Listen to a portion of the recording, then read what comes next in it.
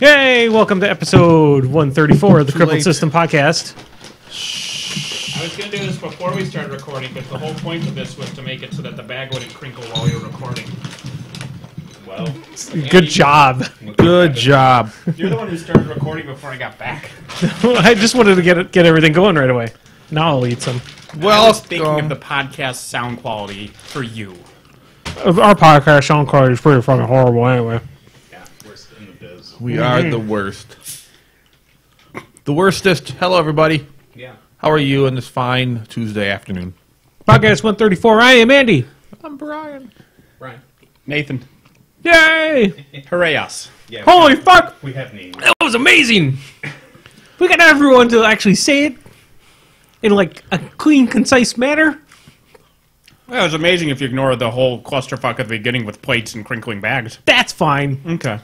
I mean, I can almost cut that into, oh, damn it. There you go. And the chewing sound that the listeners are going to love. Yeah. It's really a win-win, lose. I was going to bring sweet tarts because I went to Costco and they had like big boxes of sweet tart variety packs, and I was going to bring some of those, but then I realized that I will crack them like nuts with my teeth. I won't like suck on them or anything, so I decided against it. So this is right up my diabetes alley. Yay. Diabetes. We should bring a whole bunch of candies that's names are different in other countries. Like we could say, hey, we're going to have a whole bunch of Smarties. Because in England, Smarties are like M&Ms because they're like little chocolates. And Yeah. Australia, too. Sure. Not that problem, I mean, but that thing. It's a problem. Is a problem. They're wrong. Yeah, Smarties are Smarties. Yeah, M&Ms obviously. Are M&Ms. Yeah. Sure. I don't know any other candies that have different names, though. Yeah. Yeah, I'm not sure. Biscuits. We could eat a whole bunch of biscuits. With gravy? See, that would be weird to an cookies English and gravy. person. They'd be putting gravy all over their... Yeah, it's kind of Gravy like goes good with everything. I don't know if you would replace the fudge inside one of those keyboard elf like fudge sandwich cookie things with gravy. I don't know if I could do that so much. We'll try it. But again, then who's calling it gravy? Because some places refer to like marinara sauce as gravy. Yeah. Or semen. It's a liquid gravy. They refer to marinara sauce as semen. I said, that's ridiculous. Gravy as semen, not marinara sauce. So you like have mashed potatoes and you're like, just pour some semen on there, but you mean gravy? Interchangeable. Have you been watching? That explains Grandma's recipes. Do you pay attention to? Or I'm pretty sure you all have ad blockers on in some way, shape, or form. But on Facebook, they have that little torch router for kids, and like they try to use the advertisements by saying like blue balls and show a picture of a girl playing with like jacks and two blue balls, and then they'll say, oh, what if your kid looks up pearl necklace, and it's just like this lady wearing a necklace of pearls. We have we probably search different things on Facebook because they target the ads to you. I don't have those ads on my Facebook. Yeah, I don't know what you're I'm talking sorry, I guess about. I just look up pearl necklaces and tossed salads too much. Yeah, Why probably. would you I think look up it's that your- on Facebook of all No, places? Facebook pulls your other ads, your other usages, yeah. and advertises it. Because I've never had anything like that. I checked out somebody's eBay. Their ended eBay auction. So the auction is no longer existing, and that was on my Facebook wall forever. I was like, I already know it's ended. Why are you telling me to go to this thing? It's fun to see people get caught by that because, like, in one of the threads I'm on in some forum, the YouTube video was linked. And somebody responded to that guy. It's like, dude, the related videos are all shit like, mom, son, incest, and things like that. And everybody's like, that's tailored to you, right? A little up in my face. Maybe I care a lot about internet security. And blue waffles. And blue waffles. Well, blue balls. This was blue balls, but anyways, Blue waffles give me blue balls. It makes me chuckle like a kid every time I hear them say it. Speaking of Halloween, are we gonna have a lemon party? Ooh. It's not a lemon party without old Dick. So do we have any fun announcements coming up? The next 2 weekends aren't very eventful, I don't think, right? No, not at all. The 6th and the 13th. Nope. We have two slight announcements. We're gonna have two pain trains coming out next week. Two. There may or may not have been one filmed 6 months ago. Yeah. Oh, That Andy's going to eventually release. Yeah. That movie, what the hell? that's for later. That's Which for Noah? Yeah. Yeah, that was a what the hell. I don't remember 30-foot tall rock monsters building the ark. Yeah. They protected the Ark. You haven't put the Noah one up? Huh? That's No, yeah, I it's just forgot no. that movie exists. Yeah. so did everyone else. So, but announcements this weekend is nothing, but the next This weekend's Halloween, motherfucker. not so. Nothing. Wow. Halloween is the third best holiday. Holiday, it's the first best holiday. Arbor Day. Halloween's better. National Squirrel Halloween is the only Appreciation day you're allowed to stab someone and they can't rescue for it. That is I true. love. It's my favorite. It's in the law. Like, you go to the It's police. basically the purge, is what Halloween is. That's how it's been to me for the last 5 years. So I don't know really. I mean, that's just what I tell the police. I'm like, it was Halloween. That who's sorority purging asked now. for it. It's like a hall pass for debauchery. They wanted to see that movie Halloween, so I murdered them all. It was like they got to live it. Yep.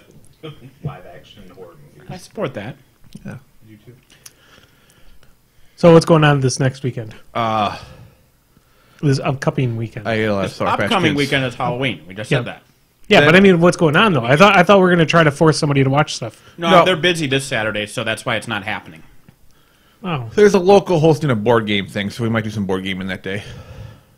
Other than that, so not much excitement for Halloween here. I would dress up, but then I would stab somebody. It's really I can't not put on a serial killer outfit and then not stab somebody. It's like, why would you do But half can that? you stab people without dressing up? Oh yeah, it's one's optional, one's required. Is really how that works. Fair enough.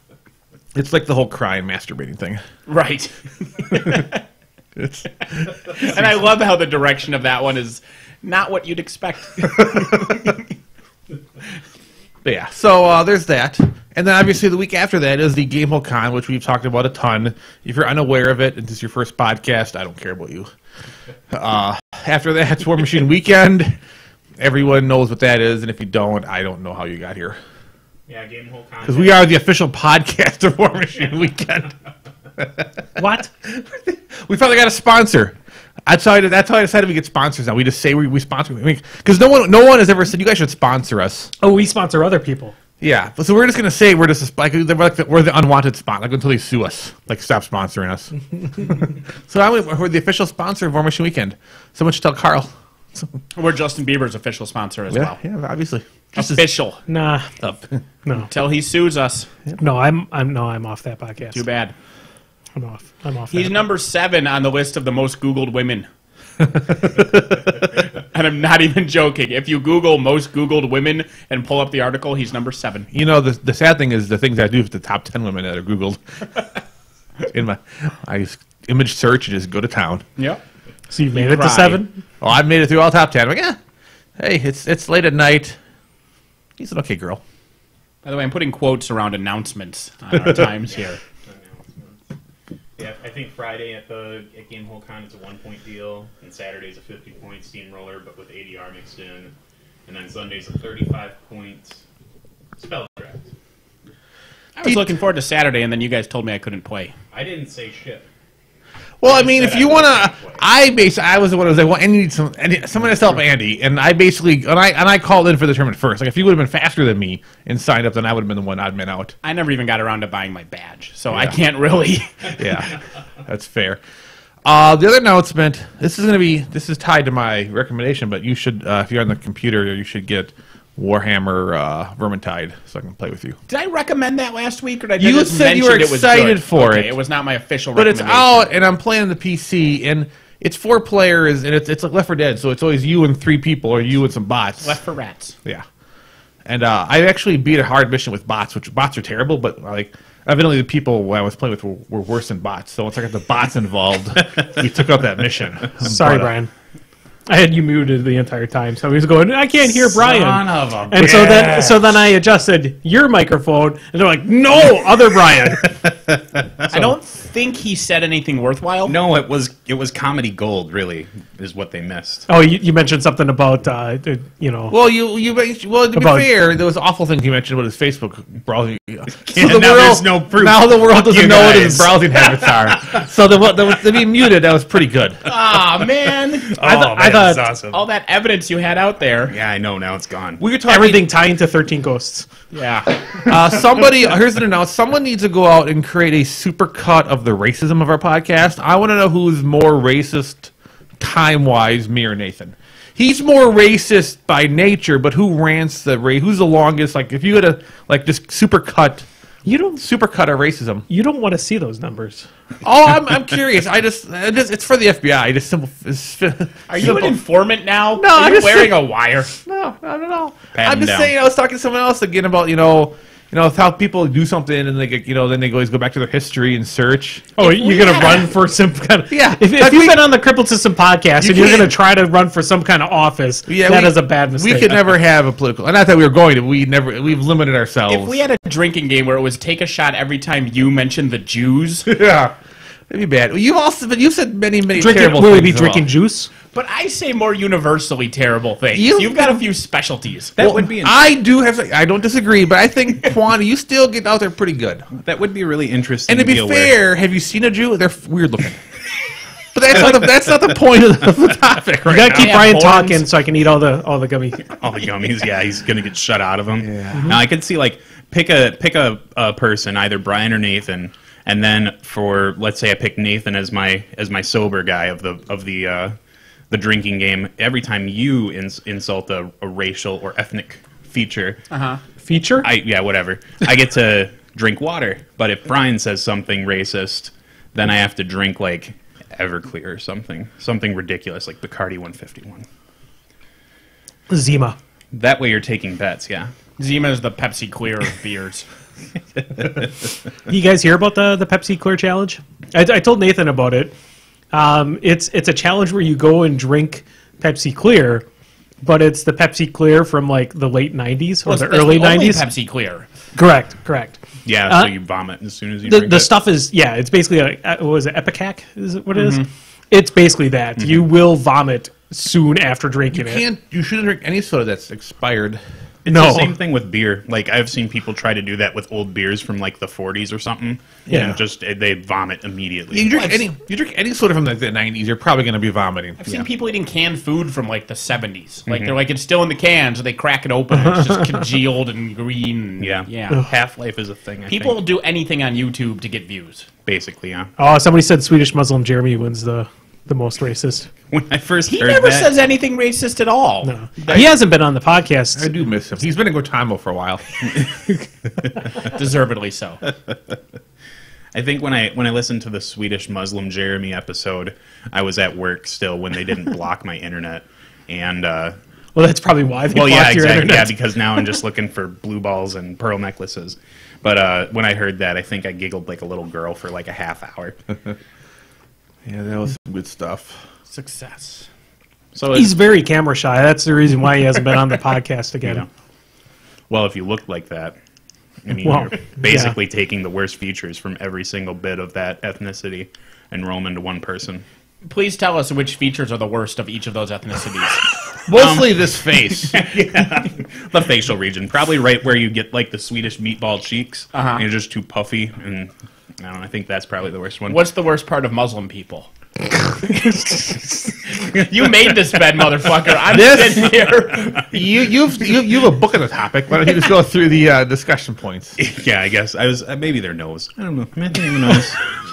Swedish meatball and the Muslim nose probably go a long way. I've heard that that's the best thing to do when somebody makes like a racist or sexist joke is pretend you don't understand and just make them keep explaining it in more and more plain language until they get really fucking uncomfortable. I don't think I was That's uncomfortable fine now. for a lot of topics, though. You just Yeah. make them Now explain anything. It's now I'm great. envisioning Swedish meatball cheeks and a dick nose. It looks like a big dick just in your face. That's what I think of. Yeah, big dicks. So why are they Swedish meatballs? Wouldn't they like basically be testicles at that point? Yeah, I know. That's what I'm saying. Like the nuts are up here, and then there's the big dick nose. I like That could be a visual aid. I like how you are his visual canvas for that. When I think of a dick face, I think of Nathan Hoffman. I got a pig nose. It's not a dick nose. It's like Dan Aykroyd in Nothing But Trouble. Oh my goodness, that's a movie that I regret every time I accidentally rewatch it. Oh, lawyers, bankers. Oh, nothing but Bankers. trouble. Yep. Like it's one of those movies that you think, like you convince yourself that you thought it up in a fever dream, and then you see it on TNT at 2 a.m. and you're like, oh my god, it does exist. Oh my god, Humpty Hump is in it. Yeah, he is. Jesus. I think Tupac was in it. Either that or it's just a black guy who looks like him. No, that's Humpty Hump. No, I mean, there's him, but then one of his backup guys is That's Tupac. just one of the guys from whatever his band is called. Underground, Travis something Mouse? underground. I thought that was Travis. I wanted to say it was. I want to say Union Digital Underground? Digital Underground. Digital Yeah. Underground, yeah. Oh, Oh man, those guys burn through those. So that's announcements. Yeah, good thing we have our own bowl. Well, Holy War shit. Machine Weekend. Are we like? I said it's happening. Do we have an itinerary for that at all? And other he's than doing board 1,000 things in the paint hall. We're doing 1,000 in the board game hall. Okay, I'm gonna I go plan do on doing 1,000. scrambles all goddamn weekend. That's probably what I'm gonna do. I'm gonna get drunk and the War Machine convince now? people to drink Costco beer. I got shitty list. I took my pig list. Excuse me, I'm gonna burp. No. There it went. So I took that pig list I talked about, and then I replaced the models that weren't released and replaced them with legal models, and I played it, and it was okay. And then the other night I made it actively worse, but I don't care because I put fun things in. What are the unreleased models? Oh, the boars. It had a splatter boar and the Linus and Oh yeah, Linus and Wizzlebomb. I replaced Linus and with Rollick Moorclaw and a Vanguard. Dude, and Vanguards will fuck you up. I know. I'm not denying that. I just think that's interesting. And then the straight downgrade I just did is I replaced the Vanguard and the hell's happening? Brian's Brian's phone is making noise. got this volume the up on the Vanguard- show. Oh my God, it's all falling And I apart. minimumed 3 of the units of bone grinders, and I put in a Mangler on Rollick. Nice. Because the lightning strike animus on the Roadhog is just friendly. It's not friendly faction. So I can have a reach thresher with sprint going up against calamity units, and that sounds sexy. It does sound good. Do you have bone grinders in there too? Or not bone grinders, but slaughterhousers. No. That's what I was curious when I was looking It's a at very Midas last ranged night. list. Yeah, because that's what I thought when I first saw it. I was like, I think he has slaughterhousers in it. Because Ethan and I were talking about it during our 4-hour fucking game last night. No, because they would die. Why not a freebooter?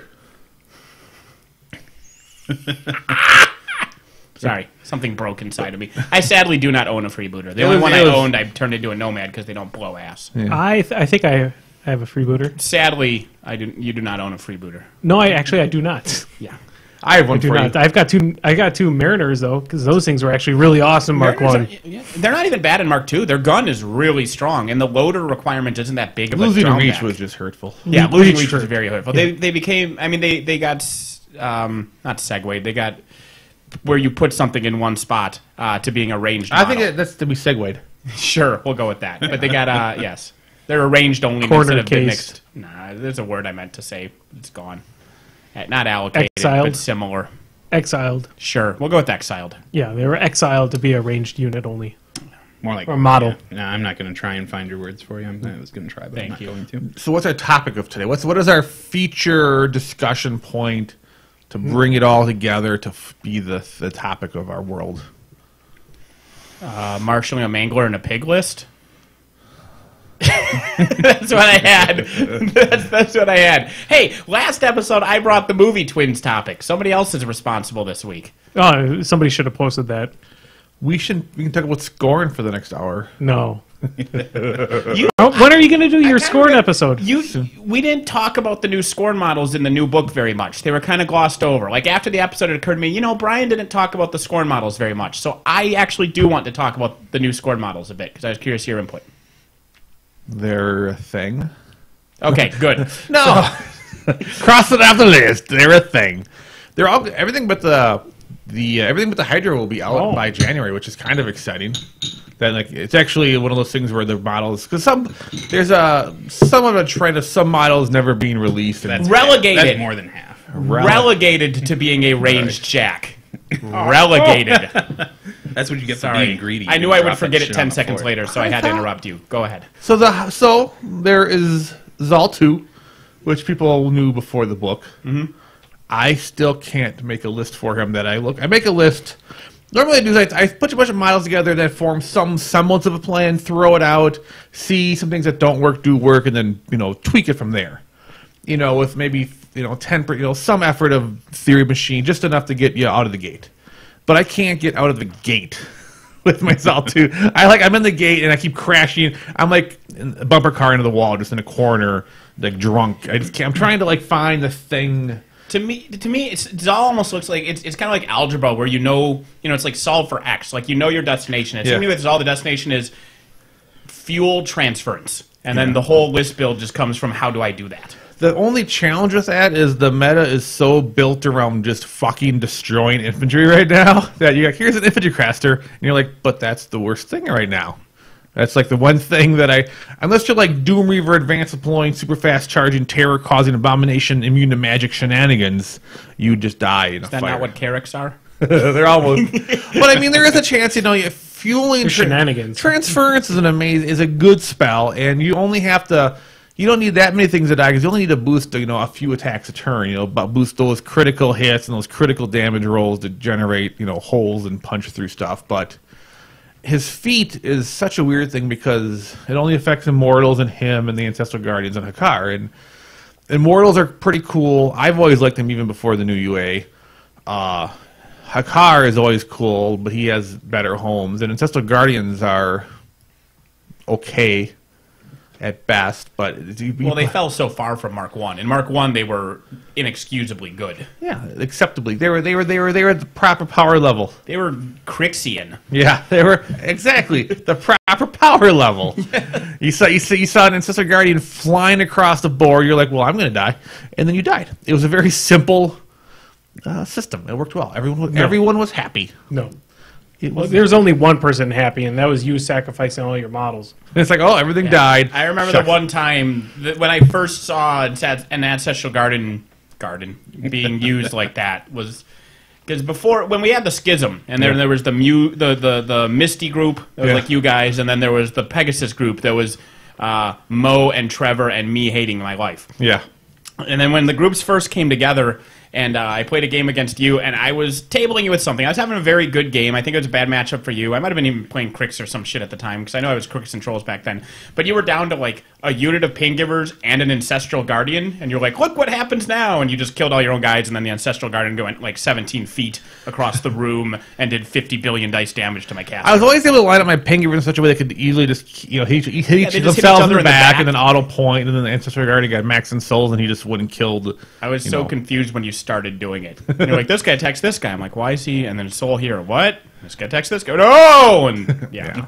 As a Crix player, I should have known better. Yeah.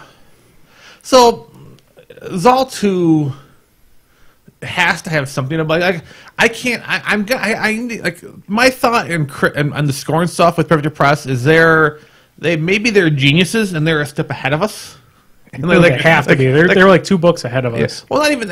He means they've figured something out. Like the world is playing Scorn wrong. Yeah, like they just know something that no one that played Scorn knows, and they got something going on that it just feels like there's something missing in Zal 2. Like we're missing like a beast that could be a statue, a construct, a construct beast, because that turns his feet into a whole other world, whole other world. Yeah. If Wolds were in Scorn, Zal 2 is just a pig in shit. And he's got Mage Sight, which you can debate whether that's good or bad because we have Extollers, but Extollers cost points, and can die. And can die, so that is a plus and a minus. Transference is neat. He has Zal 1 had Hex Blast, which was really, really nice, and he doesn't really have the ability to get rid of it's nice to have somebody can Hex Blast remove upkeeps, and he doesn't have that. Envision's neat, but the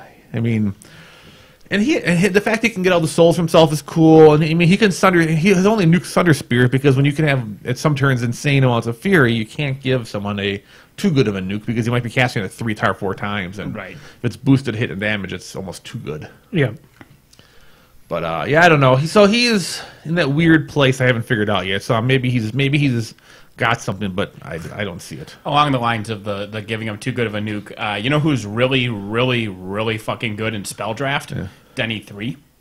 Yeah. Oh, look, I got a 3-cost nuke. Win? Yeah. Basically, yeah.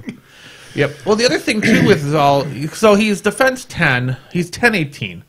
And like Rasheth is really bad defense, and that's fine. But he's so far back. Zal is kind of a mid-ish because he's good enough that he could kill shit.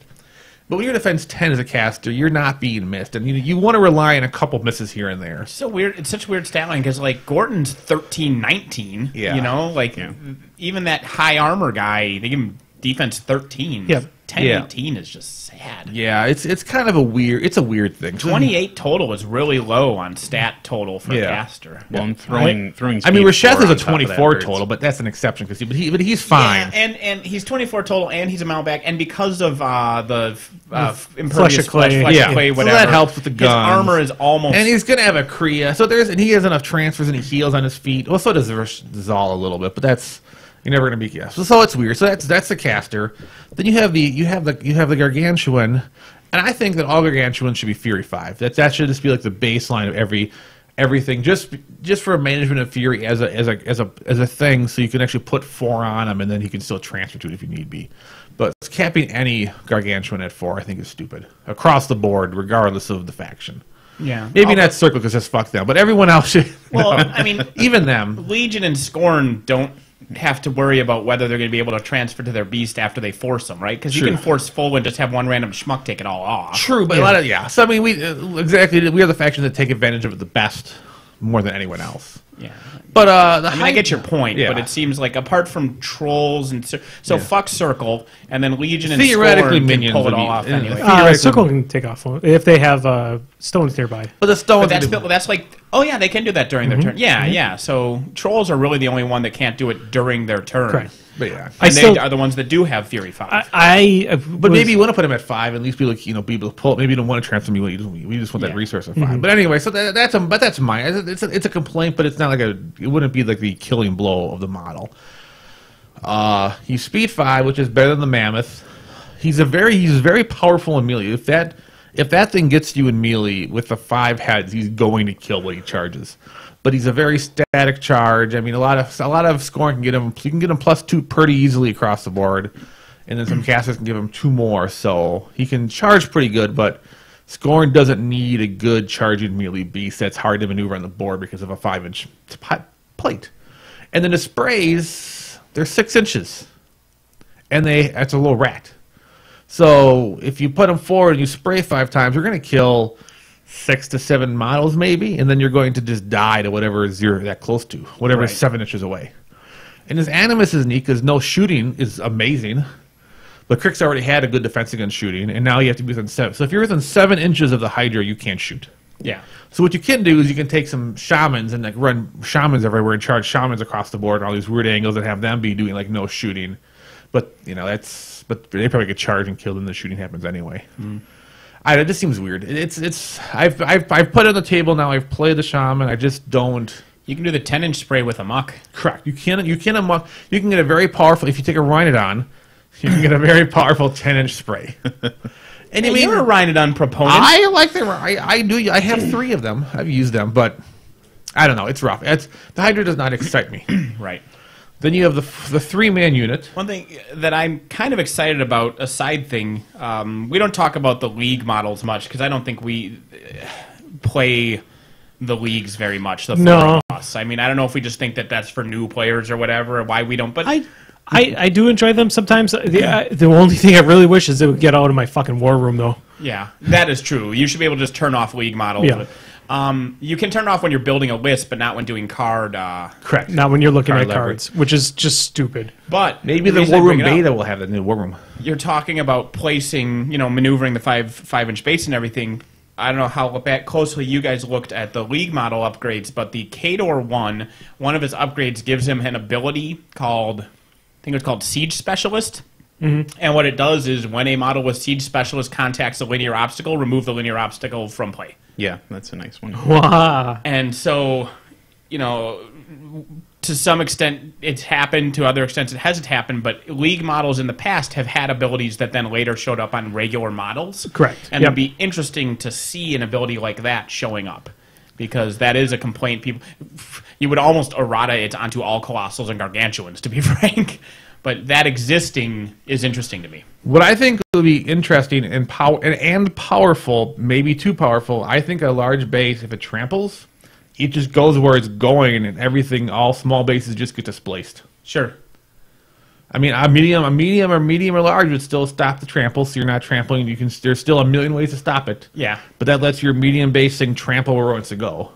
It's still probably going to a very dangerous spot that could probably get it killed the next turn, but that way at least you get the maneuverability of going over things. So this And- monstrous thing should be able to run over these dudes and displace the dudes. And frankly, if you're within trample range of a colossal or Yeah. gargantuan, like that should be dangerous. You shouldn't just be Correct. able to have a gobber sitting there stop it. Yeah, or some stupid tough or one random tough model that just stops the whole thing from activating. I mean, what makes War Machine's Colossals so powerful is they are gun platforms till they get to combat, and then they're deadly in combat. And on the Horde sides, most of the factions don't get that crossover. The Mammoth, I think, is the best example of a gun platform and good in melee. The Mammoth is great. I mean, as a Scorn player, it still doesn't fit in a lot of lists, but it still has a home. It can be used in certain situations, and it's what you want out of a gargantuan. Yeah. And I think the Hydra falls short because, I mean, it'll fit in some lists, and people are going to play it. The model is beautiful. But I really think as a competitive, I think if you're putting in a competitive list, a really good player can probably still win with it. But it's going to be, the list is not going to be efficient. I don't know of an efficient way to use that model where you're making a list better because you have a Hydra. Sure. Yeah, and that's where you're getting into like the main difference between a colossal and a gargantuan. Anyways, is that you're getting a lot of quality out of a colossal, and your points are reflecting that. But when you do it with a war beast, like you would break it down to like, do Mulgan a Mauler like work better than a Mountain King? Yeah. Probably, because well, they and just Scorn add has so much more. Scorn's heavies are stellar. So, a bronze back or two of the Scorn shooting. But I mean, there's all sorts of crazy 20-point combos you can take in Scorn that are going to get so much more maneuverability and damage output than a Hydra. Yep. But the Hydra looks so nice. Like, I wish its Animus was higher. I just wish the range of its... With 6-inch sprays, I mean, it deserves like Rat 6. I mean, fuck you. If you get that guy close enough that he's spraying you should just die. Yeah. Like, if you're 6 1/4 inches away, you're fine. You know what I mean? Yeah. So, like, let it be this vortex of death where it moves forward, wipes out a shitload of infantry, and then it dies in reprisal, but at least it just murdered an area. Yeah, there's enough things like the cock battle engine that just when it sprays is just because of its positioning, it's destroying it's probably going to die, but it's going to just get its point. It's going to just lay waste to 10 inches. Yeah. So, damn that thing. Oh, shit. And I can bring 2 TEPs. Yeah. Which would get... The 2 TEPs will get 6 10-inch sprays. They're only Rat 4, which is 1 less than the Hydra. So it's only 1 less Rat, but it's the same 6... It's 6 sprays, so that's 1 extra spray, and all of the attack and damage rolls are boosted. Yeah. Yeah. For 2 points less, that's 18 points, right? And that guy's a flat 20, or is he He's 19? He's 19. So a point less, you're getting an extra spray. They're all 10 inches, and they're all boosted to hit and damage rolls. Yeah. I mean, come on. Let the guy have Rat 6. Yeah, it seems like you should be, or Or some 8-inch sprays or something. Being 6 and Rat 5 is just double bad. Correct. And say you can sacrifice all those for 1 10-inch. And a 10-inch spray is good. I'm not going to lie. A 10-inch sprays can be very powerful. But you're not going to pay that many points for 1 10-inch spray. That's not a valid use of its effort. You can't, even if you do the Willbreaker extra shot, it'll be a 6-inch spray. Right. Because it's star attack. Which, I mean, and that's even fair too, but it just doesn't quite have the kick. But it looks amazing. I can't deny that.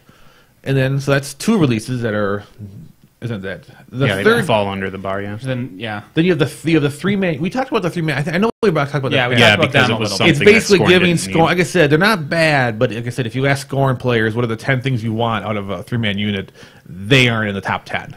Here's more of the same that will kill shit really good and has all sorts of neat melee tricks, but it's just a 3-man melee trick unit that has no other anything at all than that. Somebody's mentioned about Tusks having a 180-degree sweep, which that's not the case. So you still choose a weapon side for the you sweep. choose Yeah. a field of fire. If the Field- weapon doesn't have one, you pick one. Yeah. Yeah. That would be a good thing if it worked that way. If it was 180 sweep, then you would see mammoths everywhere, just going. Like even the 360 line of sight things, they still Correct. have to choose one of the 90-degree field of fires. Correct. Yep.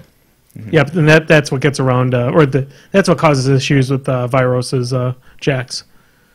The one thing that I like and that I think has been universally excited about is the Scorn UA for the Immortals. Yeah. I used to play 20 Immortals before, just in certain lists. I kind of thought they added an interesting element that people weren't prepared for in Scorn, and they were still had to have enough armor and weird things that people had to like change up their strategy a little bit. So I like throw them in lists, and the UA giving them the ability to potentially get incorporeal in the charge or get better defense. All sorts of like little things that really tweaks the unit. It's kind of cool. So that's the one thing that I think is really exciting for scoring is the UA to the Immortals. Yeah, and it's exciting in general because it shows what people have talked about. UAs are the easiest way to fix units in War Machine, I think. Or adjust them so you think of them in a different light. Yeah. I mean, like slip away on your bushwhackers. I have a story about that. But it's the easiest way to either. Oh, did it work out for you? Oh, did you like win a game because of slip away? Holy shit! Oh god, go. Is he muted? Don't make sure he's not muted. He's not muted. There was I played in a league style tournament in Janesville, and I did on my third day. I had gators tying up my pigs, and the thing I hung my head in shame, and I was like, I really could use slip away right now. and then you threw the trolls in the garbage and gave up on the game. No, I just killed Resheth. That was it. But yeah, I did see the handiness of having slip away on them as another tool in their kit to use. The way I've played them before, I've never had anything rammed down my throat that much with him. Oh, nice. So. You'll see that more and more, though. So I think, but anyway, back to Scorn because I don't care about your troll. Well, it was Scorn related. Yeah, true. One thing a listener mentioned is the multiple head rule is really cool. So that's one thing the Hydra has. So I mean, he can charge in and bite, and then he can do a spray down an angle on some kind of cool model if he needs to kill a key model. So having to be able to choose what you're doing with each head when you go into battle is a really neat thing. Is that what Typhon has already? Yeah, it's Typhon has. So I mean, I cannot in no way say that's not a. So I mean, that's why you can charge in, get the extra distance, and you can get your spray. So charge, and then one bite attack and 4 section sprays that are going to miss. But well, yeah, like going you'll in boost and putting... you'll boost the one if you're doing that for the one critical UA that you want to kill or the one special model you want to kill, but you're still hanging in the wind. Yeah, going in and putting like 3 attacks into a heavy to kill it, and then taking out some infantry or support around it with the sprays seems good. I think that might be like how he surfaces as being like a piece for Scorn to use, but it is difficult. Like I think. Another issue with the Gargantuans in general is just like having that many points tied up in something that you're feeding off of as a resource is really harsh, and I think that's why you see troll Gargantuans more than anything, because they can bury them, and they have 3 casters who have feats that make it really bad to try and attack them, and they have the armor buffs to make them actually survive that, whereas like the rest of the factions just don't have it. Well, and that's the thing too with Gargantuans right now is not just. One of the biggest, most common skews in the game today is armor skew. Mm-hmm. So when you're going somewhere, people have to be able to drop things way tougher than a Hydra that's only armor 19 and has 40 health boxes. I mean, they got to drop things that are armor 24-ish and have more health boxes. So if if you go to a tournament, you need to account for armor skew. So it sort of weakens everything that's not armor skew but needs one that wants to survive around. Because I think a lot of Gargantuans if they could survive a round and being attacked, and they could still get 2 rounds out of them, the value might be there. Mm-hmm. But so many Gargantuans can be one-rounded because people need to plan for those that aren't easily one-rounded. But everything else suffers just by... Yeah, like if the Hydra jammed in there, killed some stuff, almost died, and got another turn of reprisal against the things that almost killed it, that's way better than just killing a half dozen things and then dying. But any good list is going to kill it. I mean, it could... It's not going to die every single game, but that's going to be a combination of just people who aren't planning for armor well, and that's their fault, not the list's fault. That's them failing, not the Hydra failing. Or then there's the occasional bad dice where it lives, but in the reality of the scenarios, he should die every time after it goes in against the majority of lists. Yeah, and that's where you have to make like the quality trades with your or your Gargantuans instead of the quantity ones where it's not point for point. You're like, okay, well I got Ion and Holt with my Mountain King. I'm okay with it dying now. Yeah, you got to kill the key. You have to kill the linchpin of the opponent's army if you're going to sacrifice. And so you got that 10-inch amok spray. Yep. And then the infantry all comes in and kills them, so that infantry is in a perfect arc, which means your Rhinodan gets to amok itself, go in there and thresher those motherfuckers. Perfect combo. Rhinodan's coming to bring it together. Here you go. I'll throw down a Rhinodan, about 2 Rhinodan Hydra list, so that we can go into both sides and just really maximize the effect. Can you have it be protected somewhat by sentries? put like 2 heavy sentries on What sides I've of it. seen some people do, which is pretty cool, is when it's going up a field, they throw kind of like brutes on each side. So people charge 3 of the brutes. I mean, just even 2 brutes is a pretty good blocker because they have or in sentries with 2 because 2 sentries or 1 a sentry on one side. You have to protect it, but then they're really far out of place, and they're slower than he is, so they're just running and not putting a blocker. Because if they could get ahead of him and put a blocker, that's pretty cool. But he has such short range, then they have to get out of his way for him to get in, which is the other challenge. Well, there. if they run and then he advances behind them, it Yeah. can always be like 1 sentry in front of him. Helps. Just because of the way that locker animus works. Yeah. Oh, no, I guess they can't run because they have to animus. So they'd have Yeah. to animus and trample. Well, turn 1 they would run, and then they'd have to charge at him. I mean, there are ways. I mean, if you use sentries, you can definitely keep it safe. But I'd rather have them be keeping a mammoth safe. In all honesty, who's shooting much heavier things and much more effective. Because keeping a guy who can shoot 4-inch pie plates will be effective every turn. But if your sentries are in such a way keeping your hydro safe, you're maybe only getting advantage of the range 10 spray, and he's still behind him far enough. You're only getting a couple miles. Yeah. But that definitely is a way to help keep it safe. The double sentries can really keep the board safe. I mean, I was even playing double. I was trying the new the soldiers instead of the new bugs. Yeah, and they don't quite have the same. They have the reach and stuff. They're not as sturdy as a sentry, but they're still pretty damn tough and mean. You get them up there, and people have to deal with them. Mm-hmm. What speed 3 though? That's rough. Yeah, but I mean, I play them with someone who's giving them like a mobility, like Xerxes, or you can rush them, or they can just run. I mean, speed 3 is bad, but there's ways around it. Mm-hmm. Yeah, that when you were talking earlier about the gargantuans in comparison to colossal, where it's like the colossals are just like this shooty engine of destruction. That's how I was feeling about the Mountain King during that Janesville thing, because when you put Far Strike on that thing, it becomes a nightmare. Glacier King. Glacier King, yeah. Sorry, the Glacier King, but that thing just becomes ridiculously good because and not only are you shooting things with like a high POW weapon from downtown, like 16 inches, but you're getting 3 of them, and you're pushing things back. Like it was just like I felt like my Glacier King was sitting there with his hand on a Bronzeback's head the whole game just because he couldn't touch me. Yeah. Well, the Glacier King under Gunbjorn with Far Strike and then the guided fire. Yeah, it's guided just fire. Absurd. Yeah, fully boosted. Those 3 shots, fully boosted shots at 16 inches from that guy every turn is sexy as hell. Yeah, it is.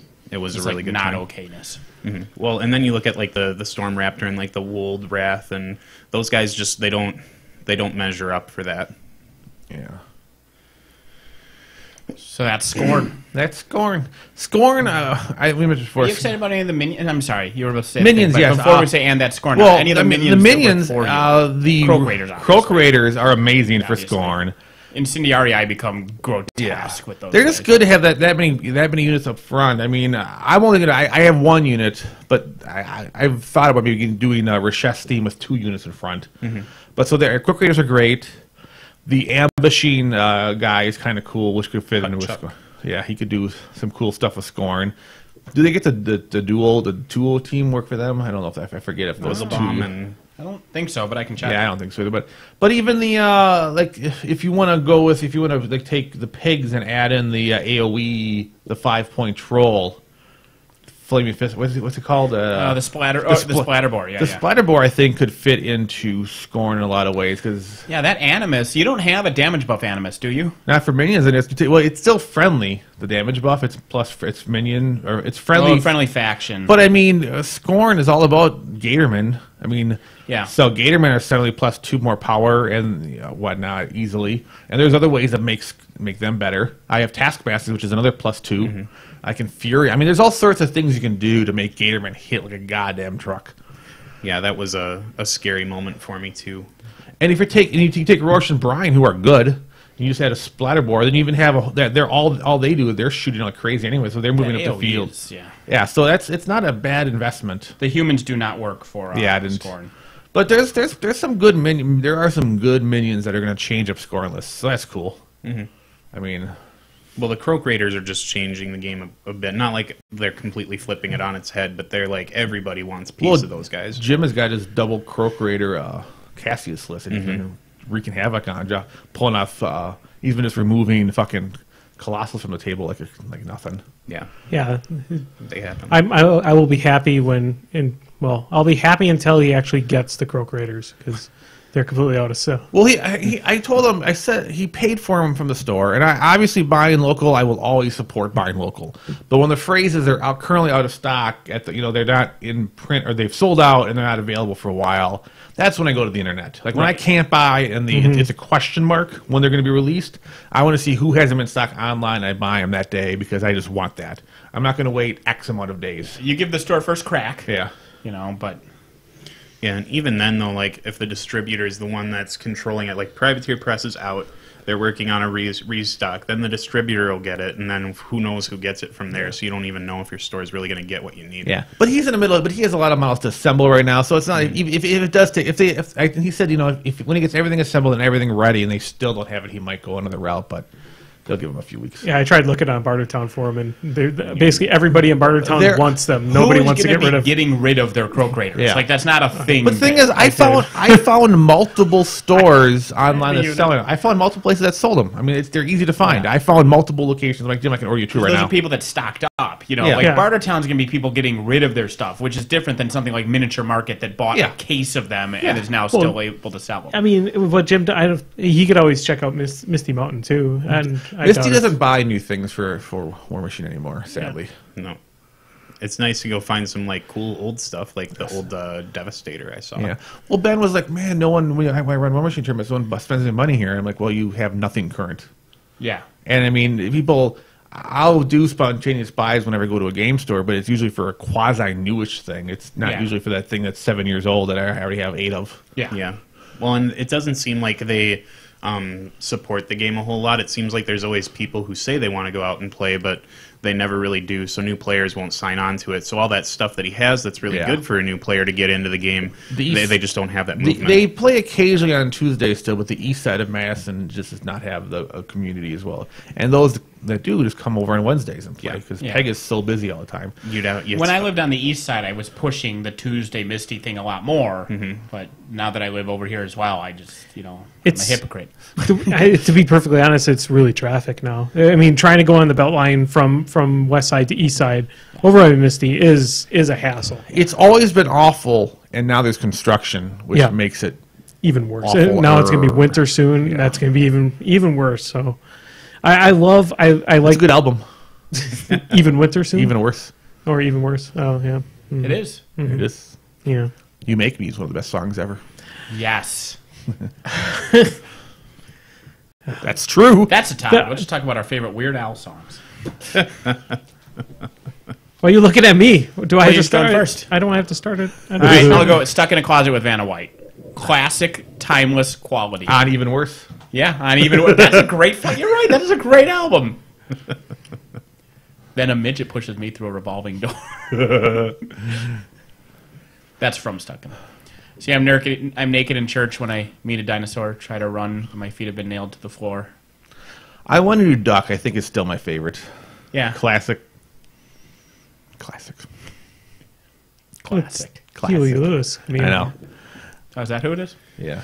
I Want to Do Drug is the song. Duck. He said duck. I know, but I'm saying the parody song. There is, because of age and everything, there was a non-negligible number of songs that I heard the Weird Al version before I knew that there were non-Weird Al versions. Yoda, I didn't know there was actually the big Lola. one for me, Stop Dragging My Car Around.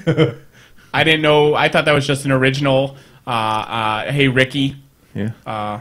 Yeah. Oh, I've heard of the rap. Like, well, they're playing Weird Al. It sounds wrong. And I'm missing a random story. It doesn't sound like Weird Al at all. What's going on? This kind of goes into a topic that we were talking about too on the way back, or movies or songs that have been ruined by movies. Oh yeah. Well, because Stuck in the Middle with You was on the radio, and it's impossible to hear that song without seeing a cop's face being mutilated now. Yeah. Yeah. And dancing to it. I always strut when I hear that song. Yeah. Even. Can you hear this? Oh, man. Now, my favorite Weird Al song is Dare to Be Stupid, which is an original meant to sound like the Devo. It is a classic. It is part of one of the best soundtracks ever made. UHF? No. The Transformers soundtrack. Yes. UHF has Biggest Ball of Twine in Minnesota, which is such a triumphant song. It's not even in the movie, but it's on the soundtrack. Mm-hmm. And this is, see, I like Weird Al, and I bought all of his albums, and I watched UHF, and I owned UHF, but I never got around buying the UHF soundtrack.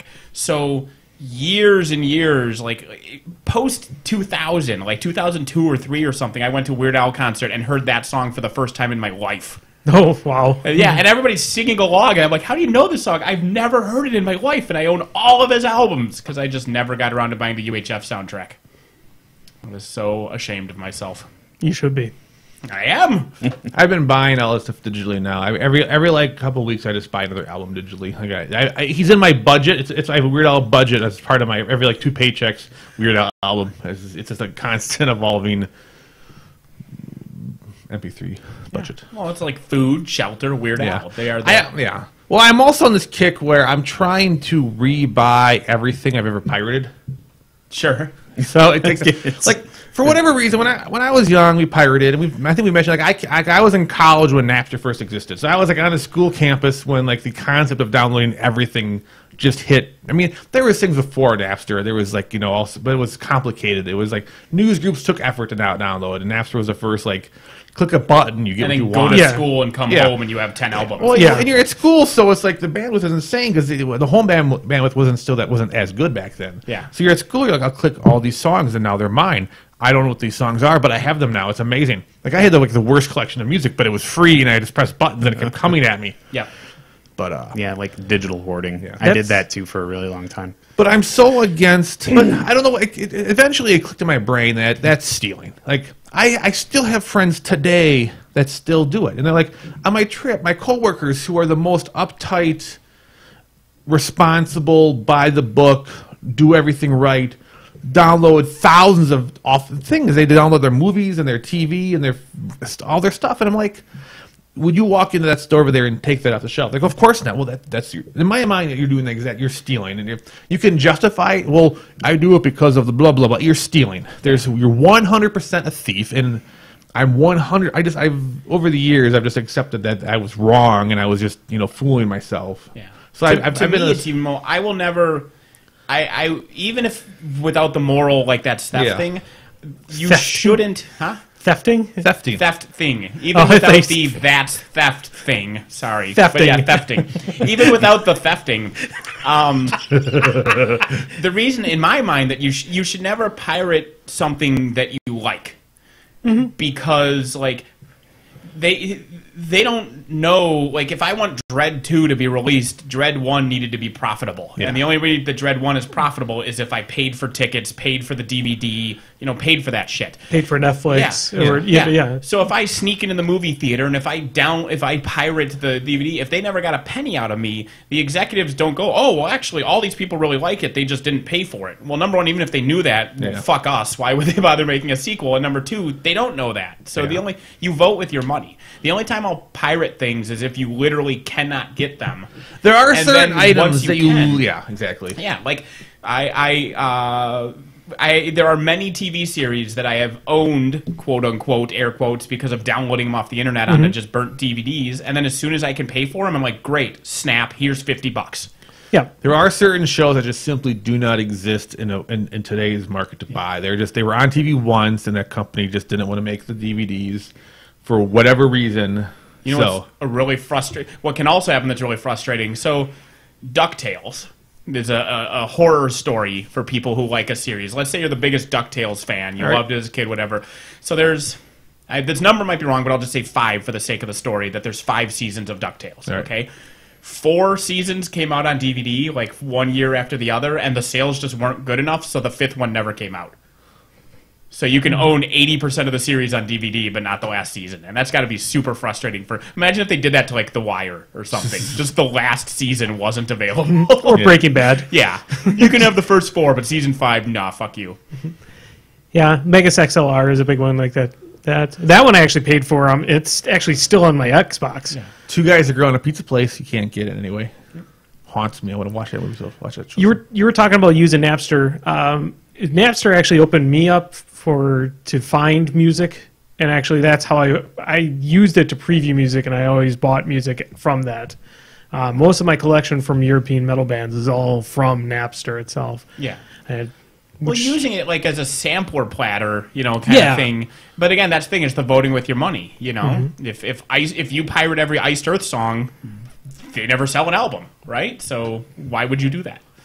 Yeah. I agree, and I am happy that things like Amazon do have like the preview buttons for some of the songs. It's not like download because you only get like 30 seconds of it because they can't do too much of a preview. Otherwise, people would find a way to like just hack through that. But it just amazes me that some people I know are so like, I would never do anything wrong except I'll steal all this shit. Yeah. And then if you say, well, you're stealing it, they get so offended. They go, no, I'm not stealing. I was downloading. I wouldn't buy it. I wouldn't.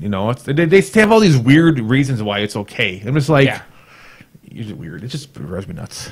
Well, it's just like the act of actually stealing, like how we frame what stealing is taken away from downloading on the internet. Like you don't. Like I want to go into their house and like take something from their house and say. Well, it's not physical. I know it's not. It's not there. I should hack them. Having worked in a print shop, it's amazing how confused and angry people are when I wouldn't print copyrighted things. Yeah. They'd come in with a book or something, and they'd be like, "Yeah, just copy this whole thing." It's like, well, fuck you. Yeah. Go buy, but I need another copy. Then go buy a second copy. It's $20. If you need it that bad, spend your $20 for a second copy of the fucking book. Yeah. Don't. What are you? You can't do that with a movie. You don't buy Blade Runner and go home and just burn 50 copies and give them to your 50 friends. Or if you do, that's illegal. Yeah. But for some reason, like with that's just wrong too because it's Blade Runner. Yeah. Poor Wesley Snipes. Are you making replicants? Wesley Snipes. What Blade Runner have you seen? Oh no, not Blade. I'm thinking Blade Runner. Blade Runner. I want to mash those movies together now. Yeah. Yes. I just Wesley Snipes hunting replicants. When you Wesley Snipes as a vampire hunter who's also a Jamaican bobsled team captain. That's Blade Runnings. When you went with Blade Runner, I just thought of Tu Wong Fu. Thanks for everything.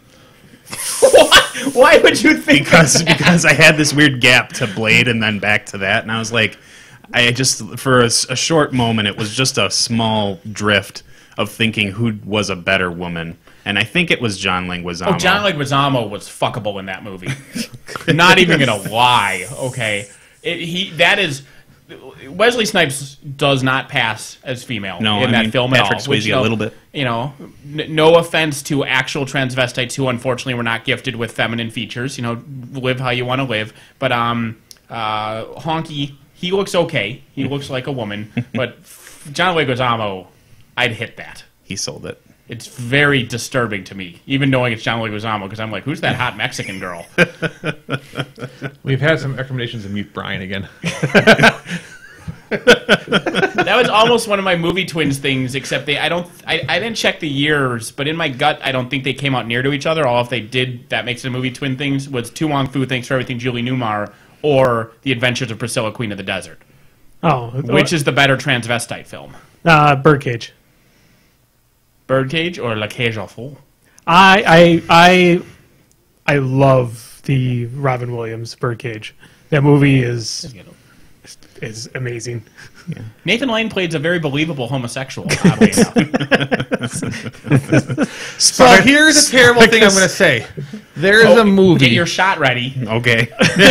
Is it I swear to God, it's Susan Sarandon and Meryl Streep and Speed Racer. No. It's this love story where she's like she goes out and she meets someone, and I'm like it's like this weird. It's supposed to be this like weird tale. And I'm like, I think she's like falling in love with this 15-year-old boy. Yeah, and that's like the weird thing. Like I was uncomfortable watching this. He's like, I love you. I don't care what the society says.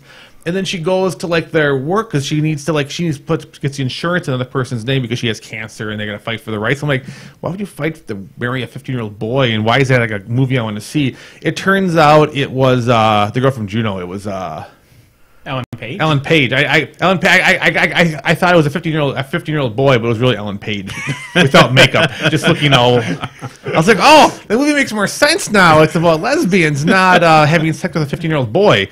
It was just really creepy to me. The trailer was one was of those lesbians that looks like Justin Bieber. Yeah, it was the trailer. The trailer was almost done. I'm like, oh, I get it now. It's Ellen Page. It makes sense to me.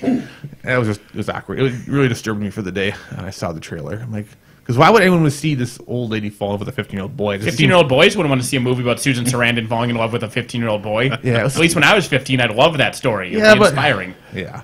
Well, when you were to strive 15, when for. you were 15, no, I'm not. That's another bad rabbit hole. I'm just going to stop myself now. Yeah, you don't want to go deep in that rabbit hole. No. 95 and 94. No, not that one either. Stop it. Tort says 95 and 94. For Priscilla and Tu Wong Fu. Yeah, well, there you go. See? And they were both released September 8th. Ah, Yeah. there you go. So, I don't know. Which pick? I would go with Tu Wong Fu. Yeah. Priscilla has Hugo Weaving, though. I don't know. I just like if I'm remembering the movie correctly, didn't they do kind of like a Three Amigos thing where like the whole town dressed up as drags? In Tu Wong Fu, yes. Yeah. Yes, they battle an abusive spouse by cross-dressing him out of town. Yep, that's pretty legit. So, also in the birdcage. Yeah. Yeah, That's how they get the senator out of town, Yeah. out of the birdcage. But this has Tu Wong Fu has a great like thrift store montage where the whole town's trying to just get their fabulousness on. I don't think I've seen the. They're fierce. I'm not seeing the other one. I'm not seeing the Priscilla one. So yeah, it was the more artsy fartsy one, but it's funny. It's Australian humor, so it's very different. Oh, speaking of artsy fartsy. I was gonna say something about that. Go ahead. Sorry. Speaking of artsy fartsy, I'm finally super glad that Bill Murray's newest artsy fartsy film is failing horribly. It looks funny. Why would you It's be? an 8% on It's Rotten 8%. Tomatoes. Why would you be happy with it? Bill Murray's. I'm just so happy. Bill Murray's amazing. No, because Why? he needs to go. He needs to go do Ghostbusters. No, his last couple movies were really good. He had the movie with Saint Vincent? Yeah, His last couple movies were good, but thing is, though, they're all artsy fartsy. yeah. So Yeah. he does so good with. Well, Nope. he's in a lot of the movies with. Artsy fartsy like Zombieland. Yeah, I mean, he's no, still- he does. No, he does a lot of Who's basically Wes Anderson. Yeah, Wes films. Anderson. He does a ton of Wes Which are Anderson. all which are good. amazing. Which are good movies. Wes Anderson films. Off the top of my head, I can't think of a reason not to say Wes Anderson films are all amazing. I don't find them to be. I like them. They're but all very well done. I don't find them to be rewatch. I don't really get sucked into watching them multiple times. Like I That I watch can them see. once, I enjoy it. It's funny. I laugh, but I'm never like compelled to see them again. I can see that.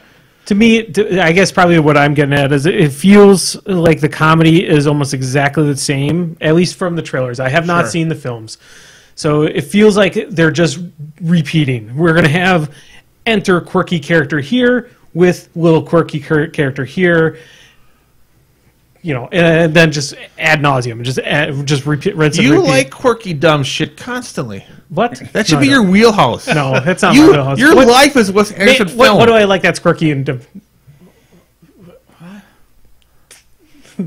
We don't have time for this. But the thing, so Wes Anderson, that may be true, but that's just because that's his shtick. That's his style. It's kind of like, That's- you know, if you're an AC/DC fan, you don't hate the fact that all their albums sound the same because that's what you want because you're an AC/DC fan. I mean, it's the same thing with Wes Anderson. Wes Anderson. You films like the all feel like- goddamn dog show. That guy is all his shit. I can't even think Oh of yeah, Best in Show. Yeah, the Christopher Guest. you love all Christopher Guest shit, and it's all quirky nonsense. Yeah. Wes Anderson is basically the non-documentary version of Christopher Guest. Yeah, they're the same yeah, person. but yeah. Oh! Best in Show could have been a Wes Anderson film. But If it had it's Bill not Murray, it artsy would've been. fartsy. Mighty Wind sure is. Mighty Wind is no. It's the artsier. It's artsier. It's the artsiest of the Wes of- Anderson films. A lot of times they feel artsy fartsy. Like you see a trailer for like Moonrise Kingdom or whatever, but when Yeah. you watch them, there's actually a lot of lowbrow humor in them too. maybe I'll actually have to overcome my fears and desires. We'll and- watch Life Aquatic sometime. You'll like it. Oh no, That's my I least did watch favorite that one. of That one them. was I horrible. do still. I like it, but Royal Tenenbaums? Royal Tenenbaums is that's like There you the go. that's, Royal Tenenbaums. That I've heard is good. So the I Boy will- Scout. Actually, the one I Life Aquarium. The one where the Boy Scout has like the Boy Scouts and the girl. That's and the Moonrise Kingdom or Yeah. Moonlight Kingdom, Moon something Kingdom. that's the I'm one blanking I on the like title the right least of his. now. Yeah, Rushmore's the classic, that broke through. But yeah, Royal I guess- Tenenbaums is probably the I best. guess I guess Bill Murray is like the Mr. Fox. is Bill Murray to Wes Anderson is the Johnny Depp to fuck, I can't Tim think of his- Burton? Tim Burton. So I guess that's, you know, you're gonna make a movie, you're gonna make it with him. I'm actually sad the movie isn't doing well because I thought it looked kind of quirky and fun, but if it's 8%, it can't be good. The- As nothing under 20% can be considered good. The trailers for it have been just just atrocious to me. Yeah. They just keep on repeating that whole with him just yelling at a bunch of people lying down, smoking the water, and it's no. Weird. One day you'll like that shit, the next day you won't. What? What? I don't believe you. Whatever. I watched Housebound. Hey! Yeah? Yeah, it's an emotional roller coaster. It's crazy, isn't it? Have you seen Housebound? Maybe. Did you really watch it? The Australian chick who Yeah, gets yeah. So I told Raylene we need to watch this movie. I blind recommended it to you when I first heard about it, but then when it came to Netflix, I'm like, we need to watch this. So I put it on our Insta-queue. I'm going to work. I'll be home, and then we can watch this. And I came home, and I started to play it, and we got like a minute in when she let know that she had already watched it. So I stopped it because I didn't want to watch it with her when she'd already watched it once. I'm like, we'll watch something else then. So I never got on to watching it because I was angry that she already had. I felt cheated on. Let's spoiler. It's really good. I'll watch it tomorrow. It is. It's really... We're playing Tales from Borderlands tomorrow. Well, that's not going to take 24 hours. It's true. I'm not that bad at the Telltale games. Yeah, quitting in the middle of that movie is just a terrible idea after watching all of it. We'll watch a few minutes. Oh. Yeah, it was literally like... Okay, gotcha. I'm not even... I might be exaggerating when it said it was a minute in because it was probably less. All right. You would have got 2 minutes and going, man, that girl is a big wreck. I hope she takes her shirt off. Like you would have been compelled to keep watching Right, just it to was find out, prior will to she that. be naked or not, would have been what kept you going. Well, no, you would have went into Google and found that out right Yeah. away. You wouldn't have continued. You would have paused the movie, found out that answer, then gone back to the movie. Speaking of Raylene watching things on Netflix, I got home from us going to see Groot Battles People, and Raylene was there watching season 3 of your favorite show, Hemlock Grove. It's a new final season, Third right? and final season, yeah. She was watching that. I came in and the giant Frankenstein monster little girl was walking around doing shit. I'm like, it's this show. I'm really tempted to watch season 2 and 5, like watch episodes as fast because you can fast forward and Netflix. I kind of watch people moving super fast, see if it's any better that way, or just watch Where the there's final no dialogue. Yeah. Where everyone sounds like chipmunks. No dialogue would really help that show. I think First of double all, speed they're chipmunks. It's like when you get quadruple or higher that there's no dialogue. Okay. yeah, I think that would really help that show out. And I'm curious to watch the last episode of the 3rd season just to see where it went from the beginning of all. I want to see how far down the shithole they went. I think season 2 ended with a goddamn dragon. I'm 99% sure a dragon flew off with Out of someone's some lady. vagina. Huh? Yeah, it might have been. Are you thinking of Game of Thrones? No. Although this doesn't even necessarily count as spoilers because it only reveals something to people who have read the books. But they are filming scenes for the next season of Game of Thrones in an old tower. Oh yeah, They location scouted and are filming in a tower. I guess I knew that was happening. Yes, so I'm excited because it's about goddamn time, motherfuckers. Yeah. Oh, is it something? flashback. It's a flashback. There's a It's a flashback, so it's not like some kind of character that was supposed to be. It's a flashback of a scene that actually happened in the first book. Ned Stark is having a fever dream when he's captured, and then he has this flashback to this event at a tower. Okay. So they're going to go actually into that, and I think they're I know why they didn't show it offhand because I think it's going to go. There was some hints of things that happened at the tower. I think they're going to go full on and just say this is what actually happened. This event is very important to the plots of the entire series, and so not having ever shown the event is odd to book readers because it's an important thing. So I'm excited that they're finally filming it. Yeah. Sweet. Yep. And I won't go any further because the event should be secret and everything, but Tower of Joy, motherfuckers. And at this point, nothing really matters for the show because Morton's already said, well, the show is going to end everything. I mean, it's going to end in a way that he told them, but there's going to be so many minor differences and probably, and they might even change some of the endings. So we're going to get to experience it, twice-ish, once when they do it and once when whatever author takes over from Martin does it. Yeah. Well, and the show ending at the same place the books end doesn't matter because the ending isn't everything. It's Correct. like if I fly someplace and you drive there and Andy takes the train and Brian drives also but takes a different route than I drive, the journey is part of it. So even though we all end up, in LA or whatever, if he stopped at the Grand Canyon and I went down here and you took the whatever. You went to Waldrug. Yeah, I went up to Waldrug. He went down through Mexico. Nothing has taught me that the journey is more important than the destination than so many crappy TV shows that end badly. I thought you were going to ride a different wave on that one. No. It sounded like you were just explaining Mass Effect 3. No, I let that go. but that should apply to Mass Effect 3 in some ways. It should be the same logic where if the journey was so good, the ending shouldn't. be everything. Mass Effect 3 is different because we were all taking different journeys to different places, and when we got like 5 feet away from all our individual places, we all got raped and then shoved into one spot. So our journeys didn't matter. Yeah. Yeah. The journey is everything. Yep, Yeah. it's about the memories. And the porn. I decided to go against your guys' advice and try to watch the rest of Heroes. I just finished season 3, and I'm pretty sure is that the circus? No, That hasn't happened yet. Okay, no, good. it hasn't. That's but- season 4 then. I That's think. American season- Horror Story season and 3. Heroes. Wait, there's a season 4 of Heroes? I thought it actually ended at No, 3. it's all hero. It's all circus. It's a circus. Wait, what? There's a whole season of circus. Oh, I was just expecting as much as they ride and make it blatantly clear and hit you over the head with it that everyone's connected, that it's going to be every male character docking and looking down at their dicks and saying we're all connected. That's what I think season 4 is going to be. And a circus. Okay, circus. So they're pitching the tent. The actor who plays like the circus boss, there's a name for that. Conductor. That's a train. Ringmaster. Ringmaster. No, I'm going with I'm conductor. trying to figure out multiple Aren't you docking. doing some Well, Silicon because Valley once one level person's on top of the calculation? second How person, many- how does the third person go on top of both? Well, two stand, one's laying down, the other two standing are holding another one Is at this- an angle. How big of a turtleneck do you need? Well, I'm just saying because the third one has to come once you're not. Well, head no one to has head, to come. Someone's coming from an angle. Yeah, hopefully no one's coming from the angles. It's like, pressure buildup. it's like Silicon Valley, the season finale, season 1. Yeah, they, the they, DTF. they were figuring how everyone in the room could jerk each other off. So they spent like 8 hours up all night with these diagrams how to figure out how a room could. Is that how Mass Effect 3 ends? Yeah, Yeah. pretty much. But anyway, we're off topic. Was there a topic? I don't think there was. No. Off We were topic. fine. We were Last flowing thing I have through noted them. is Weird Al and piracy.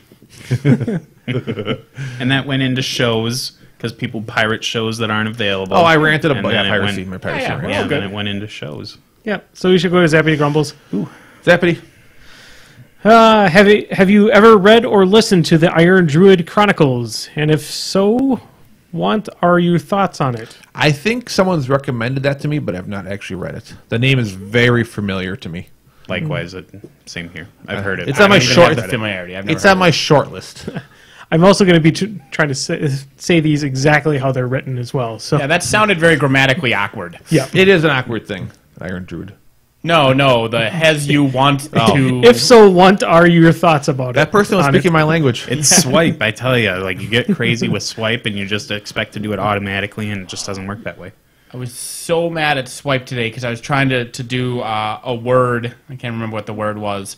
But, like, I would do the swipe, and it would be on the highlight in the preview, and then I'd let go, and it would correct to something else. I'm like, you're even previewing it, you son of a bitch. Yeah. Zappity. Grumble. 2 questions. Vink, Murph, Denny, Raven. 2 strategies, think, Murph, Denny, Raven. Funk, FMK, Morv, Denny, Raven. If you can make one wish come true for another podcast member. Oh, I figured it out. Fmunk is fuck, marry, kill. Ah! So who's the... Morvana, Denny, Raven. Which Denny 1 or Denny 2? Or This Denny changes things. Well, once you're at Denny 2, you kind of are down. Well, no, I don't like pets. So Denny 3, you have to like. Wait, her being a corpse you're okay with. It's only if she has a giant dragon that it's a deal breaker? Yeah. You do what you gotta do these days. What? So tell you, when you go, never mind. No one knows what the answer. No one has answers. No. No, that's my deal breaker. I need to know if it's Denny 1. Because she's probably 2 of the 3 as long as she's not dead. Well, and if if the- she's dead, she can't be the 3rd one, so she's 0 of the 3 if she's dead. Yeah. Well, yeah, that's. I think like if the models are representative, like Denny 2 had a really rough time getting sculpted. I think so. Then you'd have that problem too. If the models reflect what they look like. I abstain. Zappity. Same. Grumble. If you can make one wish come true for another podcast member, past or current, who would it be? Not yourself. Our podcast I just or a previous podcast. Or Different member podcast another member. member of our podcast. Padcast. Yes, any podcast. Pod. making one of their dreams come true. Like a random dream. I don't know what any of you motherfuckers' Yeah, you couldn't dreams pick are. a dream, really. I mean, Yeah. that's the thing. I know the only person that I know that really has a dream is for Katie to not be buried under so much junk. She's unemployed now. Well, I mean, that's probably one of her dreams coming true then, so now it's scratched. Jeremy finding his brain like the Or balls. scarecrow. Brian's dream is for the world to be destroyed, so I'm not going to vote for that one because I live on it. Hey, the political parties are doing that for me. I can sit back and all I have to do is it's great. So I think by default, I'm just going to vote for Andy to get to go to Dokken or whatever that music festival in Europe is. Wacken. Sure. Wacken open We had air. a big discussion yesterday about that basketball player, football player, that sports guy who had to Lamar spend Odom? Who had yeah. 12 strokes. Well, he spent like $35,000 for like a weekend of like the whores. Yeah. Debauchery. And Yep. we're saying like well, $35,000 to him is nothing. So if you could spend the equivalent of what $35,000 to him is for yourself, I mean that's a great deal. Yeah, like, it I don't is. know what I mean. It's probably like $7 our money. For him, it's like going to McDonald's. Yeah. Like, So it's if I nothing. could spend $7 for a weekend of probably higher end whores, I would do that all the time. That's my dream, is being able to have the cash money of the high end whores. What's the dollar amount per stroke? I don't know. Yeah, it was. Well, he probably should have taken a little bit less of the Viagra. Yeah. But otherwise, his plan seems very logical to me. I'm just saying, other than the too much Viagra, he had a good thing going. Yeah. I'll tell you my dream, and then see if somebody says that they can grant it. I wish to have all the money that was lost in the world. And that is an interesting dream, because I've lost some money in some couches. Yep. Just I'm all sure the, that goes it for doesn't seem everyone. like it's much, but Do you get it's it? going to be a lot of do fucking you money. get it in the condition it was lost in though? Because Probably not. That's a lot of blood I wanna covered money, clean. a lot of semen covered money. Yeah, but he'll have a lot of money to pay a cleaning crew to clean off his money. Yeah, Yeah. I just want to go to space. I can send you to space. A lot- I don't think you could. We can find a You balloon. start working on it. We can find balloons. Okay. I'm not going to How- guarantee a live. I will get you there, bit Well, by bit, if I have to. You can wear a scarf Oh, thank you. in space. The weather balloon thing in Kingsman, like They got a guy to space and review. I can get you that quality. that's a good review. But like, it seems to me that like, couldn't you do that? And that didn't look that expensive. They're starting to do things like that. That's Yeah. not that outrageous And anymore. there's people who send up like GoPros up into space. Yeah. I mean, it's generally well, they were. They sent Oprah into space. yes, Oprah. Yes, I thought you Did said they leave her there? I thought you said Oprah too. I said GoPro. GoPro. I heard Oprah. And it was plural. There are people who send Oprahs into space. Hey, if you had enough money, I think she'd be in a high on a short list of people you'd want to send to space. Just send her up there, and we already have some backers for Brian's backyard rocketry Kickstarter. All right. That's cool. What a way to go.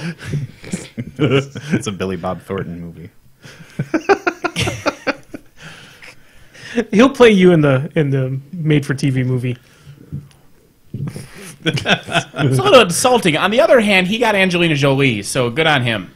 He was also in Fargo the first season. Fargo, yeah. Yeah. Oh my God, Fargo is so good this season too. Zappity. There's a lot more UFOs than I thought there'd be in it.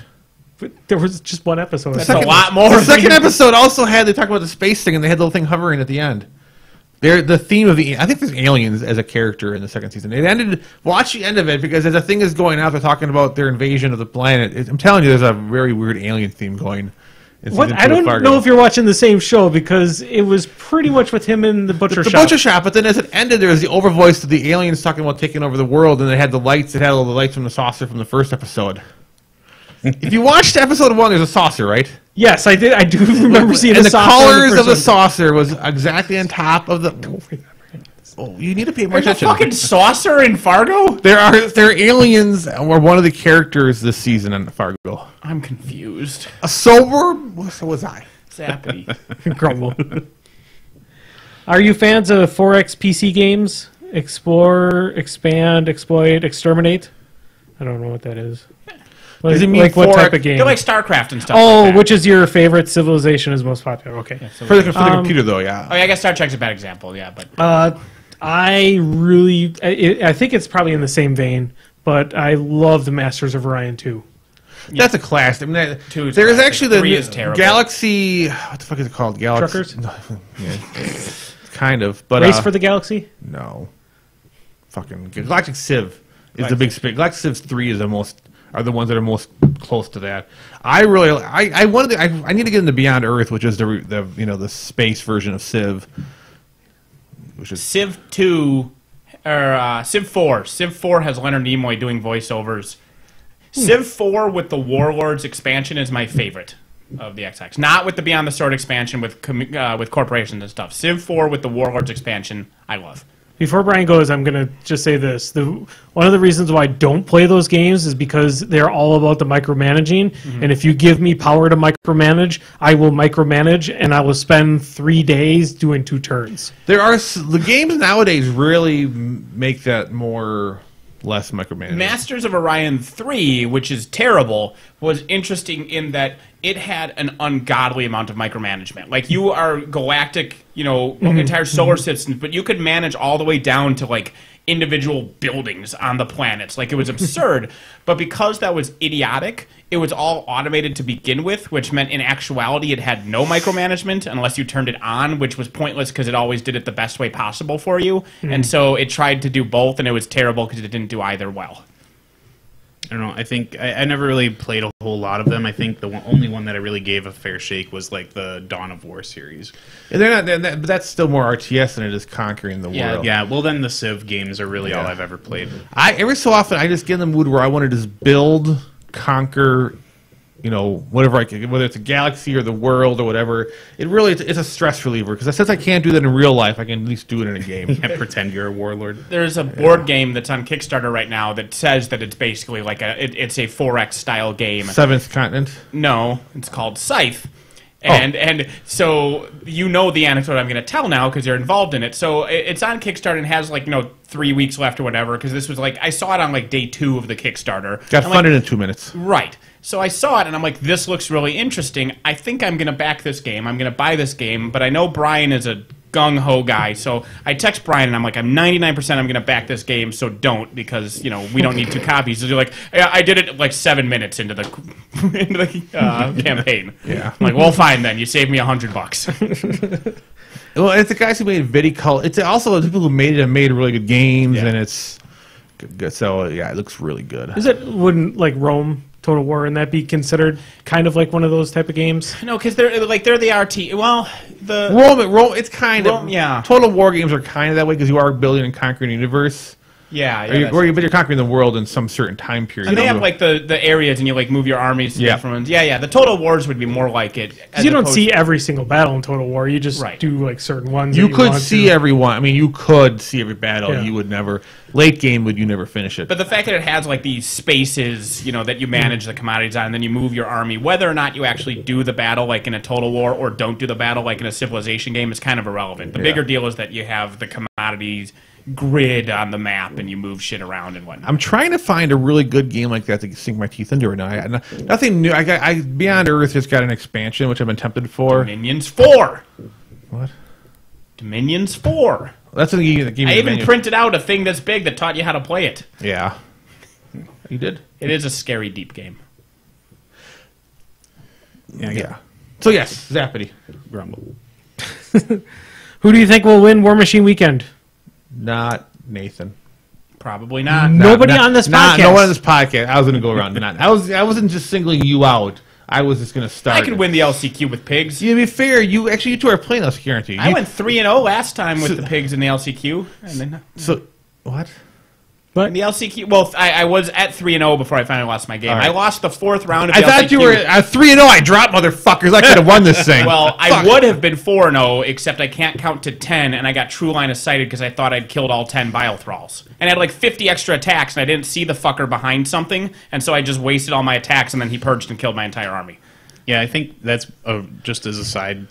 War Machine does that a lot to people where true line of sight comes up so much because we're so used to everything being out in the open that when you look, you fail to see that iris hiding out behind a building or that one unit member kicking around back there, especially when they're undead because they don't have to take a command check. So you guys got this because you two are both. You played in the LCQ as well. Yeah. So see, we're in it. We're in it to win it. So someone at this table is going to win the LCQ. I'm willing to bet $1 on it. All right, I will. I'll get there. Sure. Or Jake Van Meter. He's dropping Legion, I heard. Well, I can't tell if that was him who said it or if Zosha was hacking his account and said it. I had to message him yesterday. I actually had to message Jake. I'm like, because I was at Jeremy's and Jeremy was like rambling on about some Legion crap. I'm like, Jake, I need an actual Legion player's opinion on something. I need to shut Jeremy up. Please help me. So, yeah, Jeremy's slowly seeming like he's coming back-ish. a little bit more that we're playing with more. He's still unhappy with the state of the game. He's not a big fan of skews. And since the game is still dominated by skew lists, he's not a big fan of it. It doesn't help that one of the major players in Madison just absolutely loves skew lists. Well, yeah, because he's like, well, I can't go. His logic is, if he goes to the tournament, he feels that his factions can't handle having to plot for Fist, EE, Doom Reavers, Gaspy 2, and Denny 1. He feels that he can't make 2 lists that encompass that. And he's like, oh, these combinations. He feels Rhett can't do it at all. Maybe Rhett can't, but no one cares. Wouldn't a Cyan, like now that Rhett has the ability to ignore stealth because of the Thane, and a Cyan massively increases the damage output. Like a Cyan doesn't blow EE off the table? That's the issue. The issue is with the long gunners. The long gunners, they are not. I mean, the range 14, which is really nice, but they don't have the POW. They only POW 10. Well, the problem, when you say EE into Ret, it makes me really weird because, first of all, I think all Ret players think they can't win against that list because it's just too many boxes and the armor is just high enough to make their shooting ineffective. Yeah. But if Ret plays towards the assassination, Kalandra isn't that hard to get because she doesn't camp a whole lot often. She's high defense, but all you have to do is knock her down, and that faction has so many ways to proc that easy that it's just I just don't see it. I'd rather play runes into most Ret players. Yeah. So we basically just we kind of gave him Ret, and we were arguing with Legion for quite a bit, and Jake's like, well, yeah, you just take this and this, you're fine. So that was kind of like but it was kind of obnoxious. So he's still in the place where. He doesn't think he's like, I always go to round 3 then I fight Jordan and lose because I always he runs in the he thinks he runs in the same couple things. I'm like, well, some of the stuff you don't see as much anymore. Like EE is the one thing you're going to see a lot because Trolls is really popular and that's just a really big faction. But a lot of the other stuff, it's Veil 2 feet turn with 2 Ravagors doesn't just murder Kalandra. Yeah, it doesn't actually because she's immune to fire. Yeah, the fire. She has to purify, but she has to be close enough to do it. But you have so many ways to get immune to fire on her that's the one. If there's Ravagors in there, you might see somebody dropping EE in because you don't lose for the most part. Yep. And that I think it sounds like what Jeremy's going through is maybe self-defeating before he actually plays the game. He's way into self-defeating. But the one person Jeremy can always defeat. Yeah, is himself. Yeah, no, he's really in a negative place, and I get the when you go to tournament when all your lists have to be catered against this skew because I mean that has lowered my enjoyment to some degree as well. So I don't disagree that's taking down a little bit of enjoyment, but if you still enjoy the game, you play the game, and if you just get good enough at what you play, you can overcome that. Because so maybe you play against EE and the matchup isn't good. Well, then it goes down to the player skill. It comes down to the scenario. It comes down to the table. It comes down to positioning. There's ways you can still manipulate a bad matchup to make it not as bad. And there's still dice involved. There's maneuvering involved. There's terrain involved. There's, you can't kill the army one by scenario involved. There's all sorts of things you can do. But once you're like, I almost never go, oh, I'm fighting that, I'm lost. I'm fighting that. This will be insane. What are my options? You're immediately going through, what do I got to do? Never give up. Yeah. Never surrender. It is true. But then you sit down and go, oh, man, this event, everyone's playing double colossals. There's things that just, take away the fun for me. Well, I can beat it, but I don't want to waste the 90 minutes playing it. It's I'd rather be home watching a TV show than play this game. So there's some of that stuff going on for him too. It's why should I? He just doesn't want to. Especially if it's round 3 and you're like, I'm hungry. Yeah, yeah. I mean, there is that. So, but who knows?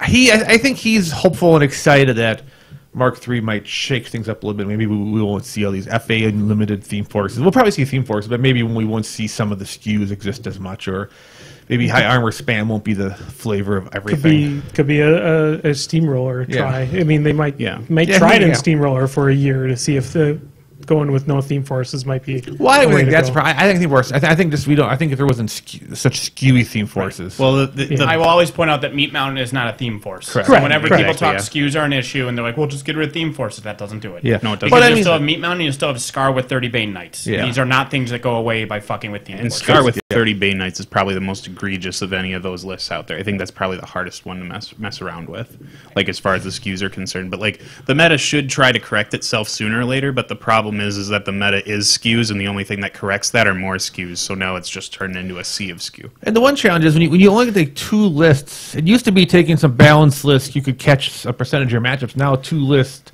your percentage you catch is slimmer. Yeah. It's just harder, and then it gets frustrating. Like I think some people they want to minimize luck, and when you have to build 2 lists and hope you can capture 80% of the matchup, you know there's that 20% you have to hope to dodge or have these tough fights. But when that 20% becomes 30 or 40 or 50, then it's like, I don't need to worry about this anymore. I'm not going to involve myself. But whatever. It's we'll see where things go. Yeah. But that's where his mindset is for the game. That's the real reason why I think Runes and E is so popular, because that pairing just covers almost every single matchup that you come across. So, and not all factions have the ability to have two lists catch that wide of a net so easily and be so effective. Are we still on the Mary Fuck Kill question? What's happening here? Zappity. I don't even know what the question was. It's all right. We said War Machine. It was. Are we going to send? Why haven't we sent Nathan in space yet? Oh fuck! It was the. Do we have a big batch of them now? Hyper mode. Oh fucking A-Tort. Hyper mode. Triple ones as well. Oh my god. Yeah. I have a lot of recommendations, so we can't. That's an important. It's hyper mode. Yeah. Every question is going to be 4-second answers now. 1 second each. Shout a question. All right. Well, not 1 second each, but we can try to work it out. We'll do our best. How long does it take to become a PG? I've been running local events for a few months, and now I have a demo kit all painted. Well, you need a second demo kit painted. And send in an application. Yep, put in an application into Privateer and wait. I never heard my first application, and then we got a new PG, and I resubmitted my application, and I got approved like literally within the week. Yeah. So. War Machine weekend might slow you down, so be patient. Yeah, I think Quartermaster and Did former just get a brand new Quartermaster. Quartermaster, so I have no clue under the new guy. They're really fast on entries. I put in my thing for event, and it got posted real quick. Zappity Grumble. If you have one, who is your favorite pro wrestler of all time? Andre the Giant. Mine is Macho Man. Second best elbow in the game. Yeah. Now I can admit that Shawn Michaels has the best elbow in wrestling. Mick Foley. In all of its personas. Yep, that's a good one. Especially Dude Love. Yes. Cactus Jack also. Zappity. Grumble. Have you looked any further into Guild Ball? Not yet. Nope. I expect to see it at War Machine Weekend. Who is your favorite scoring Warlock? Wait, who is your favorite Warlock? I was like, that question hurt the brain. Morgul 1. I keep almost picking up Scorn just to play Morgul 1. Morgul 1 is the Maze Balls. I like Mordekar. I just like the look of him. Mordekar's amazing. I like casting with things, and he has like lanterns and all his... I love that Ben Lang won a game once because his opponent killboxed himself by shooting at Mordekar with an arced spell and missing and being pushed out of the kill-box. And this was when kill-box was auto-loss. Yeah. So the guy's like, zoop, whoops, gone. That's pretty amazing. I like Rasheth. Yeah. Rasheth? Yep. Zappity. Grumble. Who would win in a fight between Matt Damon from The Martian or Matt Damon from Saving Private Ryan? Or Matt Damon from... South Park? Yeah, from Team America. Team America. Matt Damon from Team America. Team America, yeah. Yeah, That one would probably lose. No, he would win. I don't think he'd win. He's a winner. I think he would lose and convince himself he won. Matt Damon. I love the story behind that. I Is was that about they to say, couldn't get yeah. his puppet right, and so that's how Matt Damon become Matt Damon. They kept trying to make a puppet that didn't look retarded in their words, and they're like, well, fuck it, we'll just make Matt Damon retarded. Deputy. Grumble. Pet you would want to own if money wasn't an option and is guaranteed not to kill you. Polar bear. Pangolin. The moon. I think go with the Panther. Nobody fucks with you if you have a polar bear. That's all I'm saying. I have a pangolin, though. Okay. We'll take them for walks together. All 4 of us. Yeah. The moon on a leash. The tide's just Yeah, they're just fucking up everywhere you go. The swimming pools are shooting out of the bedrock. It's adorable. I know it's in the moon. I've seen Doctor Who. Yeah. Zappity. Rumble. That's actually a really cool scene in Thunder the Barbarian when they show him like half the moon destroyed because it exploded. I love in the animated Tick, everything that kept happening to the moon continued to stick around for future episodes. So for like 2.5 seasons, it said Cha on the side, and then for the last season, it was missing a big bite out of the side. Good continuity. All right, Zappity Grumble. How much better would the new Star Wars be if Stormtrooper armor had nipples on it? This isn't a Joel Schumacher film. None better, Zappy. Grumble. Nick Fury's wacky technological adventures, the movie, You! or should I contact Adam Sandler's agent and assume that he is on board? Or should I contact? So it's Adam Sandler as Nick Fury. I'm sticking by fuck you just for All right. Nick Fury's magic car. You're just jealous you don't have a nice, cool car. The worst part of Winter Soldier. I don't know. I don't have a problem with it. I'm not With enthralled Adam by. Sandler or Nick Fury? No, it's that whole Nick Fury's magic car scene. It's like, why am I watching this shit? He's not Captain America. This isn't the Winter Soldier. He's part of the world. I'm fine. Zappity. We're not getting anywhere there. Should Butcher take advice from the superior version of Dresden and turn Bob into a regular human? Should Butcher take advice? We all know what it said. Okay. We're all frozen in anger. All right. Zappity. Grumble. That's your response, motherfucker. You know who these are, right? Tort? Yeah. Yeah. He's Australian. Forgive him. Catbug's not an animal. He's an animal. I still want a pangolin or a catbug. You want a Zappity. pet Stitch. I don't want a pet that just It's an randomly evil koala. disappears into a different dimension and then comes back. I don't want that. Okay. So there. That is my reason I don't want catbug. I mean, Stitch would have been the proper answer. He's an evil koala. He's a mutant koala? I was going to say Lilo. Well, but what if the lady thinks he's a That'd be koala? inappropriate. No, he's a dog. They think he's a dog. Or a koala. She says. The lady at the shelter thinks he might be a koala. They can't tell. Zappity. Grumble. Benedict Cumberbatch, better Batman than Ben Affleck? I don't know yet. Ask me after the movie's out. Yeah. I'm sick of internet. God, I have to rant. Internet fucking theory links and Facebook. I need to stab every person who posts a link. This guy will change how you look at Aquaman. Yeah, and it's like, oh, and now there's this whole theory that Ben Affleck is not Bruce. He's the new Batman. He's following the footsteps of Christian Bale. So he's actually. So he's not actually Bruce Wayne. He's Batman, but he's not Bruce Wayne Batman. He's just he's the new Batman in that universe. That's the new whole theory going around the internet. But in general, just stop fucking this nonsense. You won't believe this information about Darth Vader. You'll see Star Wars in a whole new light. Fuck you. Fuck you. Yeah. Fuck you. I am literally like 2 more memes nonsense away from like just cancel my Facebook account. I can't keep. I'm gonna just close it and just uninstall and just keep it for the chat thing, so I can occasionally keep touch with people. But otherwise, I'm not gonna be on Facebook anymore pretty soon. Yeah. Those are always just really stupid. Yeah. Yeah. Or they're the obvious. You won't believe that Darth Vader was Luke's father. They're the extreme ridiculous. What? Or oh no, spoiler. Anyway, What? sorry. I'm sorry. I ranted. Zappity. Grumble. Or should they have gone with the obvious choice, Gilbert Gottfried?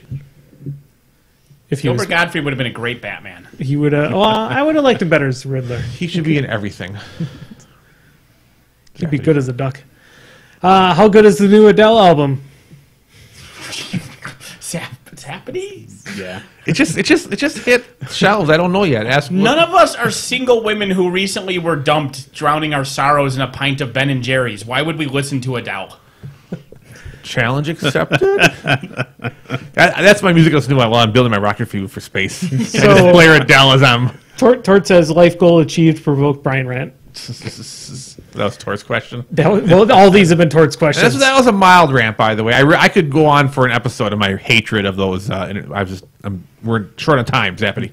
I zappited myself. Why wasn't Weird Al hit up to do the soundtrack for Force Awakens? I don't know. There is a big push to get him in a Super Bowl this year, and they wouldn't do it. That's That'd be fucking amazing. It would be fucking amazing. There is a pretty big push. Everybody likes Weird Al. Like, that's the thing. Like, fucking do it.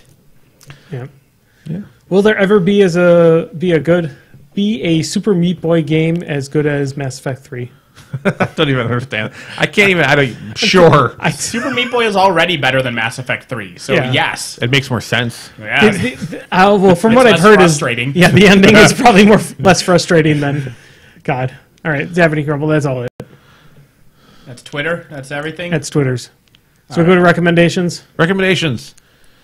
I recommend a show called Murder in the First. I didn't know it existed, and then Raylene and I marathoned the first season yesterday, and it was very good. When you posted, Murder you in were the First? You were posted. You were watching a marathon. I'm like, is he fucking with me right now? I couldn't tell if you were trolling me or not with that response. Yeah. What's it on? What channel? I think it was TNT. Okay. The first season we watched on either Hulu or Netflix. I don't know which one we were using at the time. It's not How to I Get Away don't with remember Murder. commercials, so it might have been Netflix. Who was what's happened with the theme? Is it a lawyer show? It's kind of like Law and Order esque because you have the cops and then the lawyers and then the criminal. So the good thing about it is the cops are Kathleen Robertson and Tay Diggs, and then there's the lawyers and everything. They arrest Draco Malfoy, this billionaire, for murder, and then so the scene's about his trial, and they do a really good job of. And I didn't realize how good of a job they're doing of it until. They jump around between the characters, and you see, the defendant, and you see the cops, and you see the prosecutors, and you see the defense attorneys, and you see other witnesses, and it just jumps around between all the people involved in the trial. And they did such a good job of making care about all of them, and I didn't realize how good job until, during jury deliberations, I was like, I have no idea who I want to win. I think he might be innocent, but on the other hand, I like these cops, but then this, and I was really torn, and then so it made it very, very dramatic as the series went on. And every episode was still one crime, so it was a different. Yeah. The whole season is one contiguous thing, and I know that there's a season 2 that's coming out soon, so it'll probably just be the same cops and prosecutors and everything in a new crime because. This is resolved in this season, so Sure. I think it's going to be, Some people watch 7,000 lawyer shows per season, and I like having one in the rotation. So it's always, I think, for whatever reason, that's a proper number that I can really enjoy. I'll have to check this out. Yeah, I really liked it. The one thing that annoyed me and almost was a deal break thing, just because he is, he's a Mark Zuckerberg. He's a 25-year-old tech bajillionaire because he invented a thing. And in the first couple the first couple episodes to set that up, there's a lot of bullshit technobabble as all the young hip kids talk about their apps and everything. And I'm like, oh, these are all words the writers don't know what they mean. But that's over after 2 episodes, and the series is really good after that.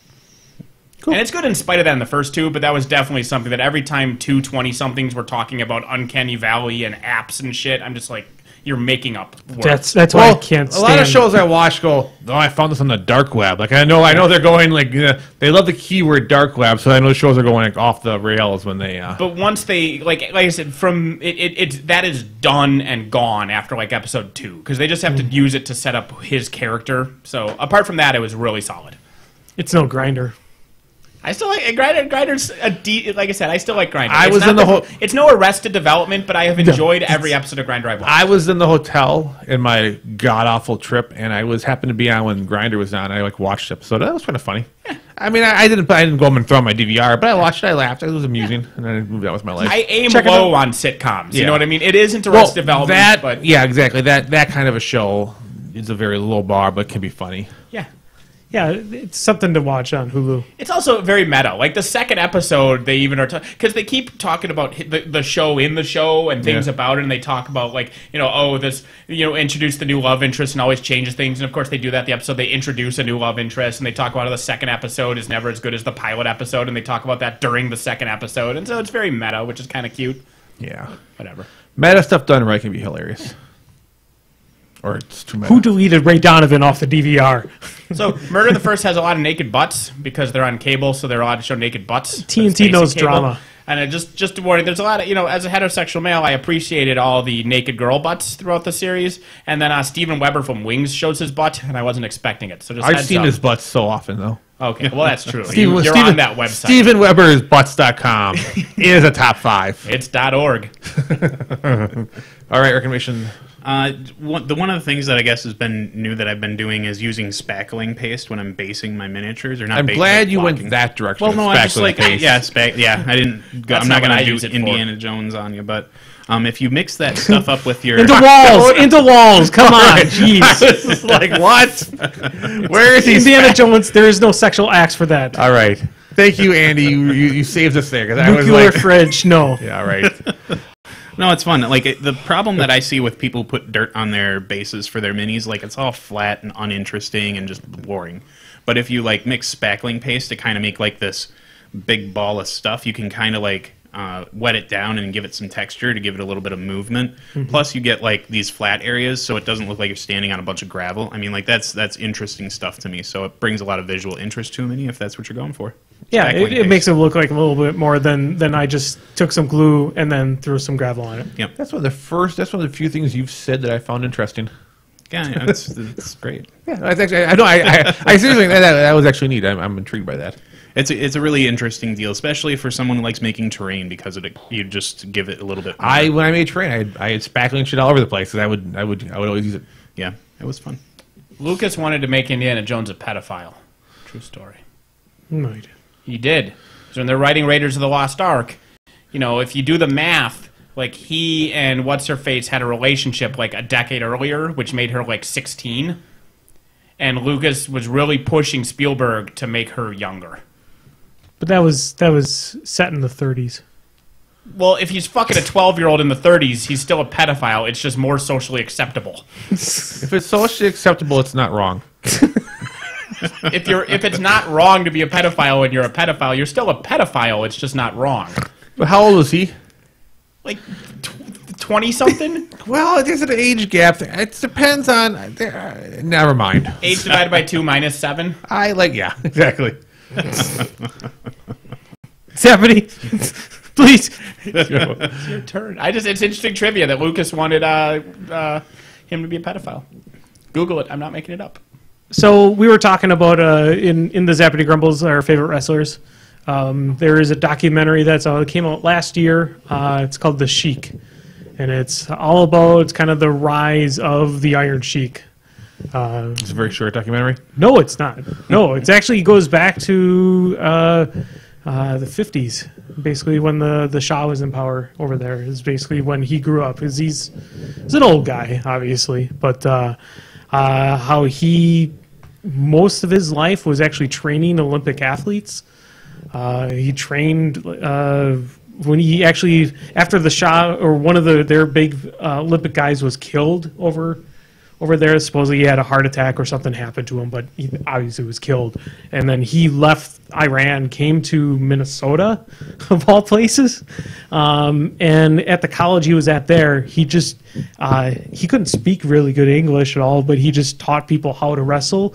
And they ended up winning All-American championships like 4 years in a row. Just absolutely dominated whenever he came into coaching power. And it kind of goes into his storyline, basically when he first joined the WWF back then, and how he got the belt. It became like the biggest heel to give Hulk Hogan the belt to be the biggest face of the thing. And kind of goes over a little bit of his downfall as well, because he got caught doing drugs and shit. And Damn it, Iron Sheik. yeah, But calling out a wrestler for doing drugs shouldn't really be a thing you call someone out for. It's like, oh, you're a wrestler, you did drugs.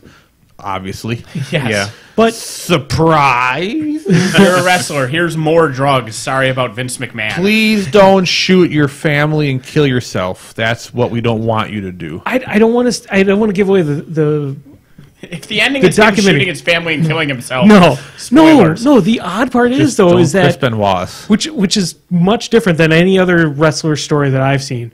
His family stayed with him basically throughout the entire ordeal. Yeah. They did threaten to leave him basically when he was at his worst, That's intervention. but that's intervention. But I mean, like, most of the time you always see that's the ex-wife that's always doing the interview there. But no, she's been with him for all these years. It's a really cool documentary. Even if you don't like wrestling, it's cool to see what they Good what they did. documentaries are good even if you go into them not giving a shit about the topic. Yeah. I'm not a big documentary person, but there have been a few. I've turned a channel, a documentary was on, and for whatever reason it hooked me, and I watched it, and I'm like, I don't care about the topic, but that was interesting. Like, you are right. They can somehow just suck you in. into something.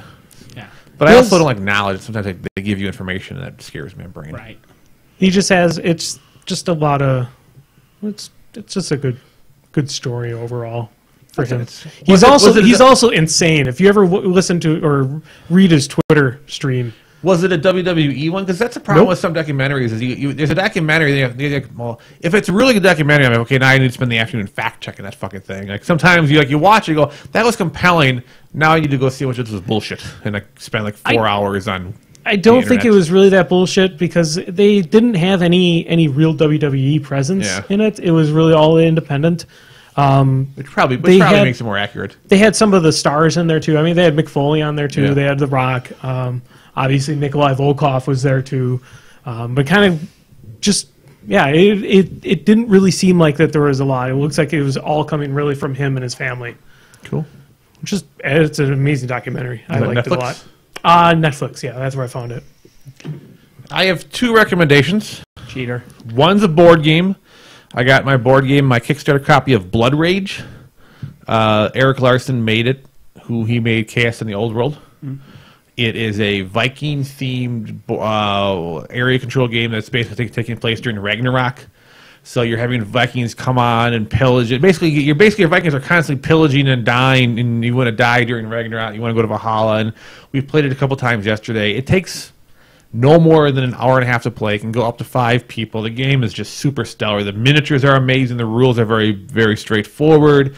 There's a phase 1 where you draft cards. There's phase 2 where you have the action resolution phase where you take turns taking action, spending action points, and then you have kind of the cleanup resolution phase, and you go through 3 full rounds of that, and the game is over. It's quick, it's brutal, it's very thematic in the Viking world, and it's pretty awesome. I will have it with me for War Machine Weekend. I definitely want to try that. Yeah, it's really good. I will probably bring it out. Not this Monday because this week we finish up our just horror shenanigans. Finish up. But We're not going to play that like forever. well, we could. I wanted to just bring out horror theme stuff for all of October. But anyway, Horror themes? horror theme. Oh, it's a I good like theme. horror themed games. The second Blackjacking. my second recommendation. This is the 5th time I'm recommending part of this. Tales of the Borderlands Part 5. The conclusion episode came out, dropped last week, and that is completely done. Nathan hasn't played it, so I can't go into too many spoilers. I'll spoil only half of it. Oh, yeah, No. that sounds fair. But I'll just say this: I felt that it was a brilliant conclusion, and I, in my opinion, the best of the Telltale games was the fucking Fairy Tale one, which I suddenly can't think of the name of it. Wolf Among Us? Wolf Among Us. I thought was my favorite, even though I liked the first Walking Dead a lot, and the second Walking Dead was good, and some of the other stuff is pretty decent. The Tales of the Borderlands it's so good. It's written so well. It's so goddamn funny. It's actually for a Telltale game. It's actually the most dynamic in some ways. You have less choices sometimes than you do in some other games, but some things like you have complete sections of some games are completely different based on your choices. Like in Walking Dead, you'd pick A or B who lives or dies, and you would change some dialogue, but really the same things happened. Yeah. Where a couple of the later episodes on this really, like I'm excited to play through the whole thing now, and it ends on a high note. It's a ton of adventure. If you like Borderlands and you like Telltale games and you're not playing these games, you are a fucking idiot. Because it's amongst the best of both universes. Yeah, it continues. The It's Borderlands at its best, and and the it's Telltale Borderland at its where best. it actually takes place after Borderlands 2, although it ties into the pre-sequel 1 and 2, and it actually advances the Borderlands world storyline in many ways. Some of the things that happen, and well, obviously Yeah. one particular thing that happens, and like Brian and I are both like, well, that's canon now. Yeah. I guess there's big things like Yeah, if you care about the Borderlands mythos. Yeah. It is essential. And a couple really crazy things happen in the final one, and it's just so good. So if you love Borderlands and you like those style of games and you're not playing it, you are just doing yourself a disservice. It's so good. Each episode is like $5, so it's like $25 for the whole thing. You can sometimes get them on sale for Probably less.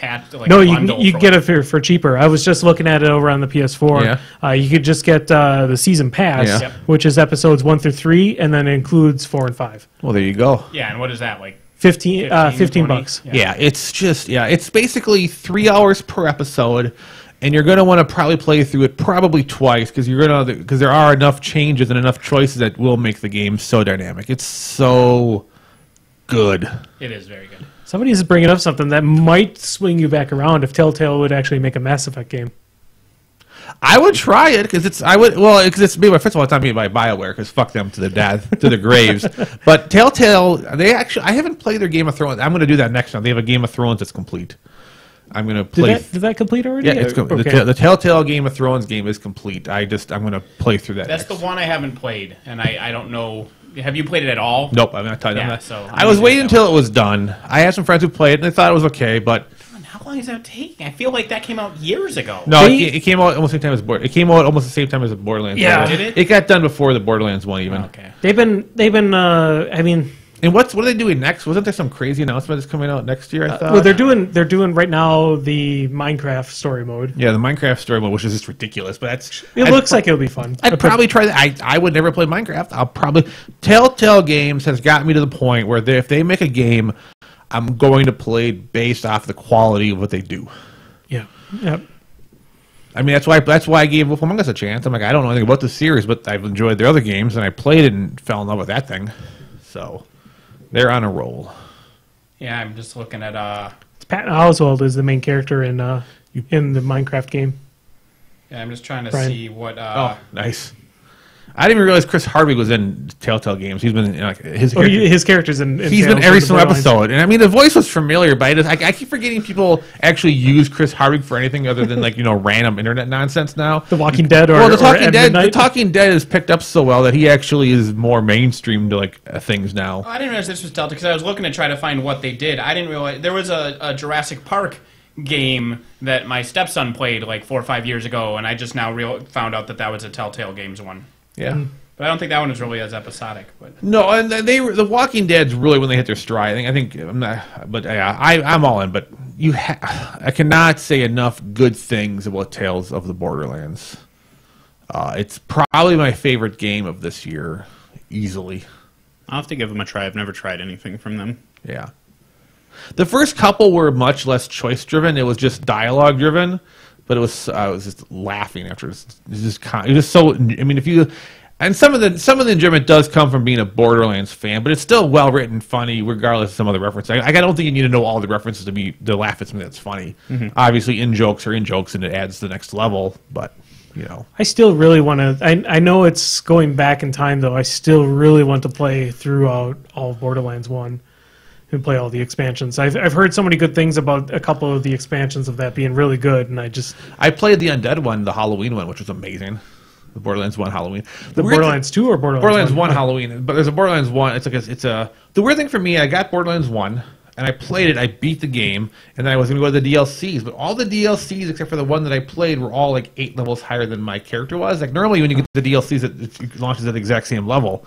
And I didn't feel like just gaining 8 levels. It's not that fast to gain 8 levels in that game, a couple days, but I just didn't feel like doing it. Don't know if this is what you guys were talking about and trying to remember or not, but I just pulled up the wiki on Telltale Games, and the last section in their history, it says Telltale announced a partnership with Marvel Entertainment to develop at least one game based on a Marvel Comics property in 2017. Oh, that's interesting.